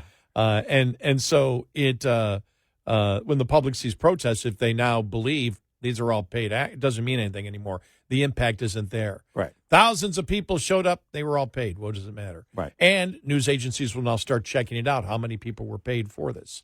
Right. Let's start doing investigative reports. Will start now on this because this exists. I could see, in fact, I think there's probably room for a firm to actually check and see and report data on a regular basis. Remember when it came out, they found a way to tell how many followers on your social media page were real, and then all of a sudden that started to be a thing. I could see the media doing, or an agency of some sort, a company, measuring how many are paid protesters at any event. They're already doing it by seeing how many of the same protesters are there based on their cell phones. Oh, okay. That's So already there you being have it. that's already being done. There you have it. Yeah. And it's usually the opposition doing it. Right. Yeah. The opposition hiring somebody to say, okay, let's check to see if all these same however they do it, however they figure out what the cell phones are, but they've done it. Said, nope. We found out that they've done it for rallies. It's the same rallies like for the oligarchy tour they were doing. Right. There were conservative groups that were doing it, saying 70% of the people at every single one have been. They were trying to make the point they're not bringing in new people. Right. So, yeah, interesting. It is. 866-90 Red Eye. Brought to you by Hot Shot Secret. Hi, I'm Jen Loomis, a transport safety expert at J.J. Keller, and I'm here to share a tip on roadside inspections. Once a roadside inspection is completed, the officer will close it out, which involves the officer writing or typing up the report. The more the officer found during the inspection, the longer this will take. If violations were discovered, most officers, as a courtesy, will explain the violations to the driver. If there were any out-of-service violations, the officer will normally explain what must be done to get the out-of-service order lifted. Drivers need to be very attentive during this part of the inspection. The driver also needs to read and understand the complete inspection report. After receiving the inspection report, the driver has 24 hours to get the roadside inspection report to the motor carrier. If the driver will not be returning to a company facility within the next 24 hours, the driver needs to know to get it on the way to you via email, mail, or fax within 24 hours. This tip was brought to you by J.J. Keller & Associates. Visit us at jjkeller.com. Get in touch with Red Eye Radio, toll free at 866-90 Red Eye.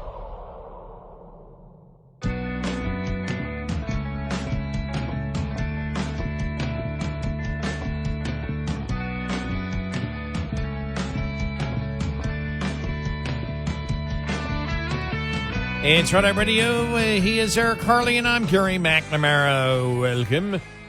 And good morning. Coming up following the bottom of the hour, we'll delve into not whether the big, beautiful is in the eye of the beholder bill is going to pass or not, because we don't know. But we can go through where you see in the Senate and the House who is for what and who is against what, because that's really where we stand. And, for example, if you look at one of the issues right now, and it is for the SALT deduction, that you probably have enough Republicans in the House to shoot down this whole bill because they're not happy with the $10,000 or the $30,000 limit that would be in this bill for your state and local taxes. I say mortgage interest because it basically is about mortgage interest, but your state and local taxes and whatever. That the limit is $10,000. They wanted $30,000, or the limit's $10,000. Republicans have given them $30,000. They want $100,000. Right. And there's enough probably to defeat the bill based on that. And then you have, for example, I saw Kevin O'Leary coming out. The part of the bill that looks at small business that took a COVID loan and says that the IRS can audit you for up to the next 9 years. There's a lot of fury going on from Republicans on that one. And we'll tell you what else some Republicans are upset about, all coming up.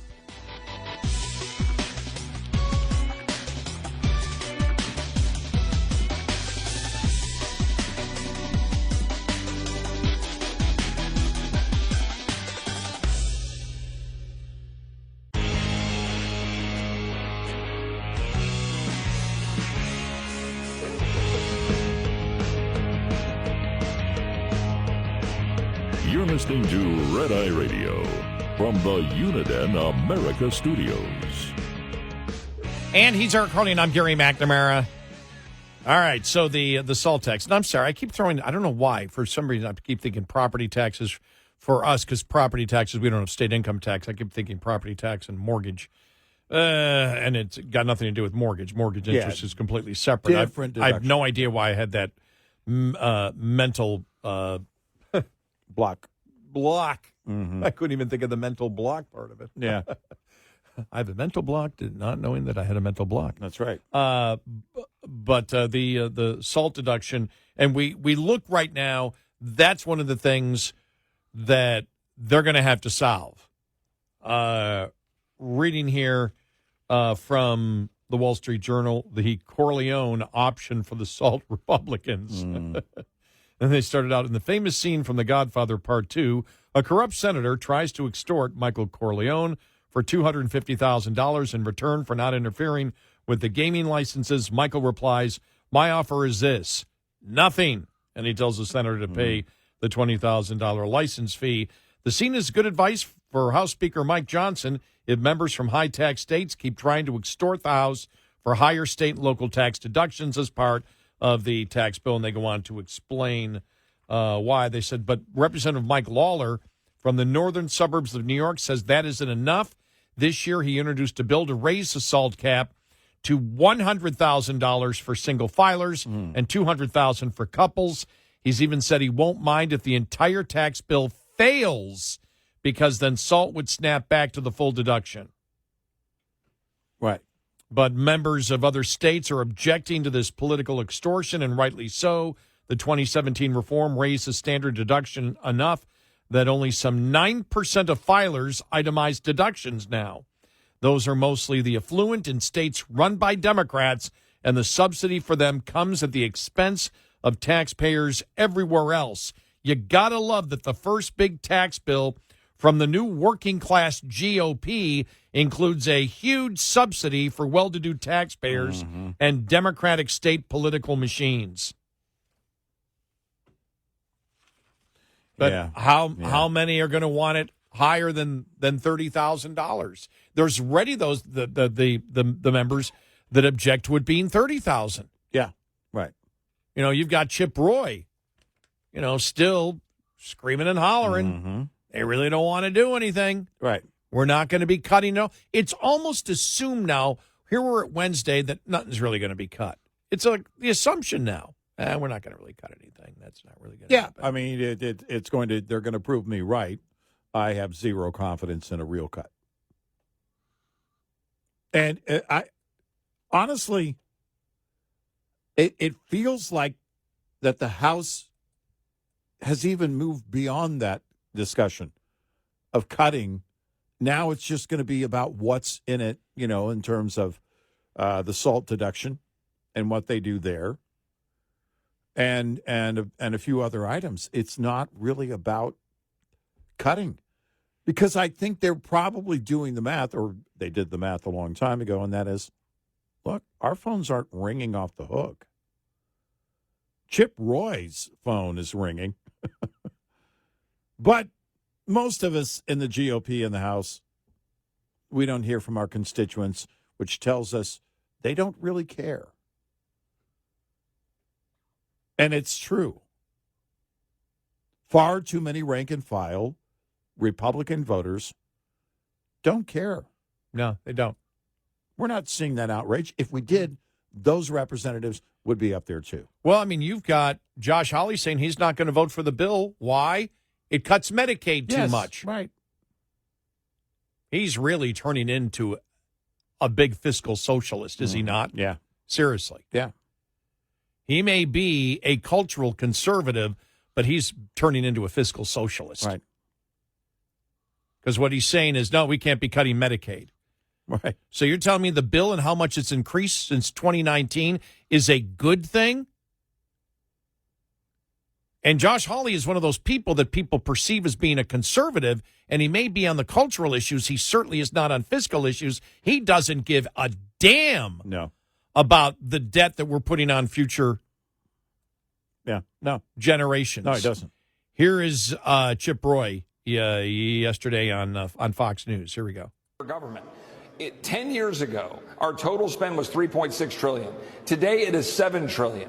We're already talking about crumbs, Will. If you want to save this country for our kids and grandkids, we're sitting and staring at $36 trillion in debt. It'll be $56 trillion, even if I get everything I want. So I've got to go fight to reform Medicaid so we can stop funding the able-bodied, stop the blue state money laundering, and restore fiscal sanity for the American people. If we do that, Trump will have the greatest economy ever. The SALT guys can get what they want. We can reform Medicaid. More vulnerable will be protected. There'll be more health care freedom, and we will reduce the deficit. That's a win for everybody if we'll just do it.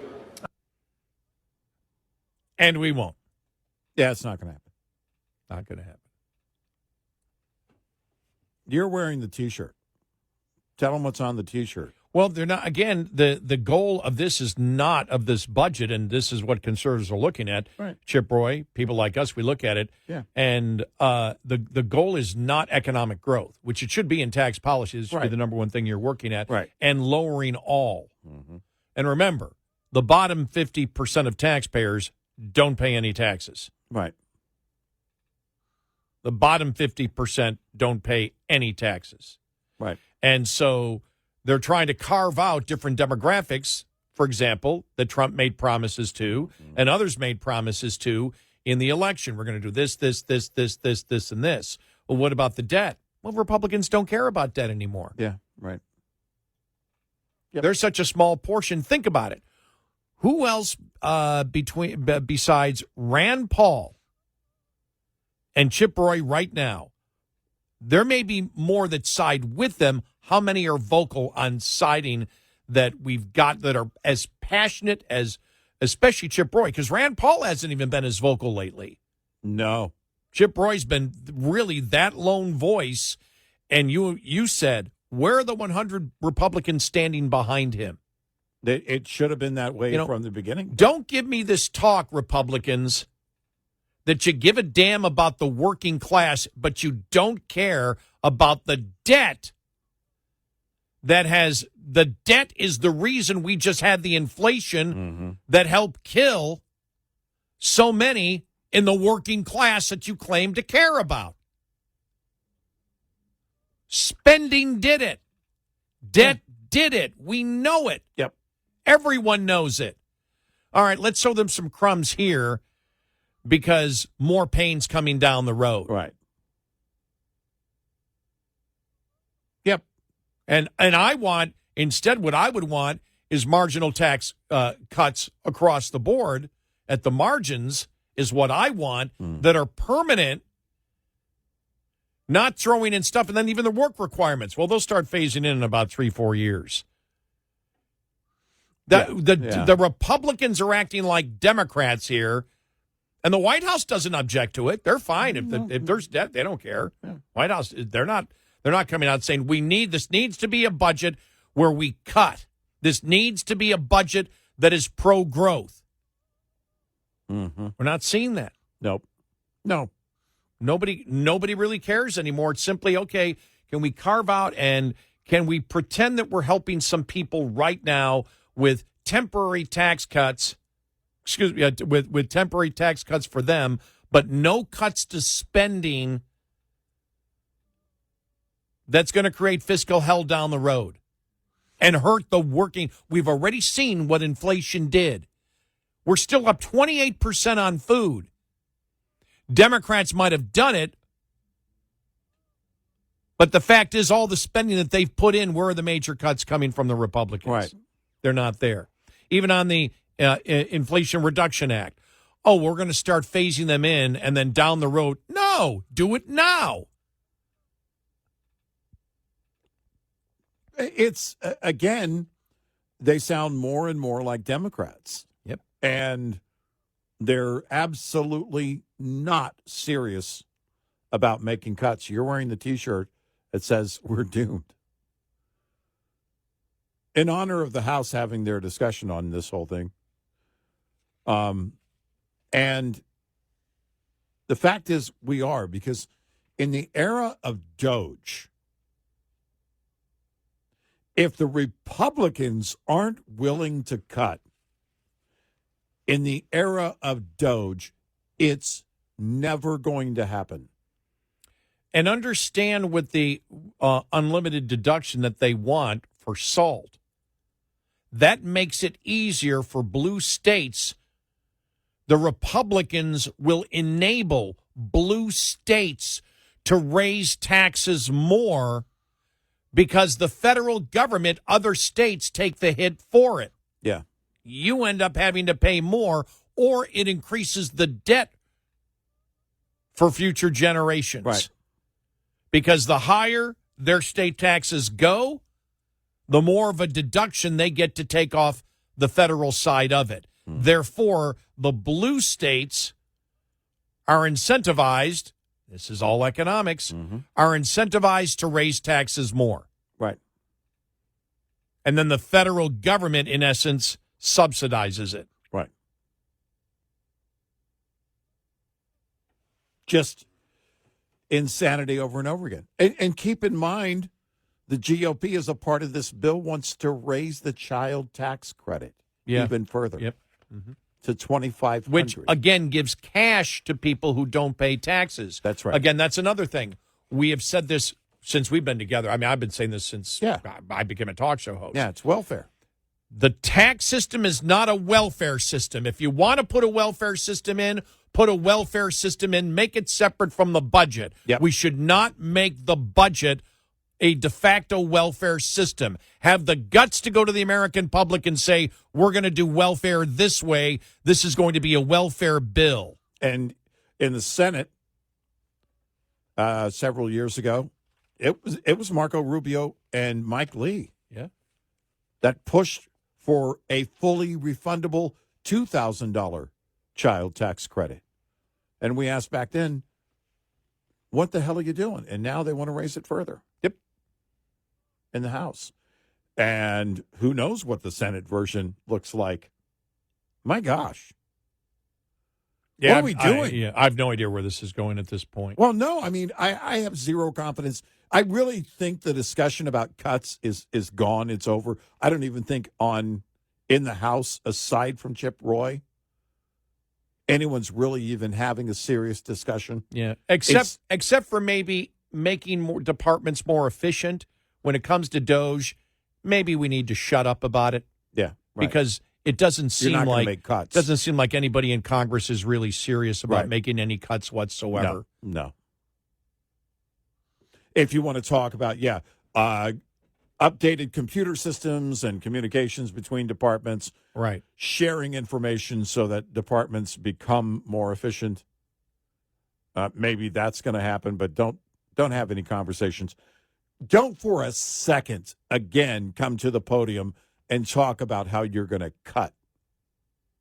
Yeah, because nobody's screaming for that outside of Chip Roy. Because remember, we were talking $2 trillion just a couple of months ago. Then it was $1 trillion a month and a half ago. Yeah. Then it became $150 billion, and now it's like, well, maybe there'll be some cuts that will pay for other spending. Right. Sorry, there's not going to be a $5,000 Doge check. If you already spent it, sorry, you shouldn't have. 866-90 Red Eye. Lines open for your calls. 866-90 Red Eye on Red Eye Radio.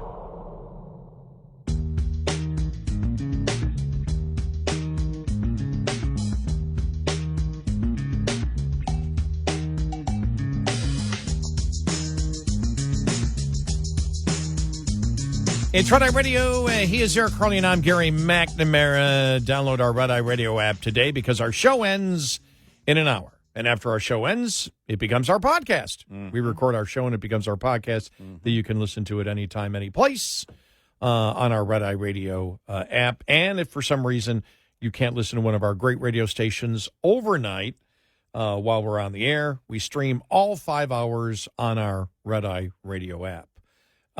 Coming up, one of the hearings yesterday, just with Kristi Noem, just delved into the defending of Garcia again and due process. And there was some great audio by Representative Mark Green that we want to play, where he talks about the fact of this isn't a jury trial for these people. They don't get a jury. Well, what court has decided? Well, all that matters is what the immigration court says. Right. It's not that they get to sit there. It's not whether you're guilty or not guilty in a criminal court of being a gang member. Right. And he goes through it. It's actually really, really good. So we will get to that. Plus, the Supreme Court to look today at birthright citizenship and district judges and national injunctions. Oh. It's going to be really interesting. It will be.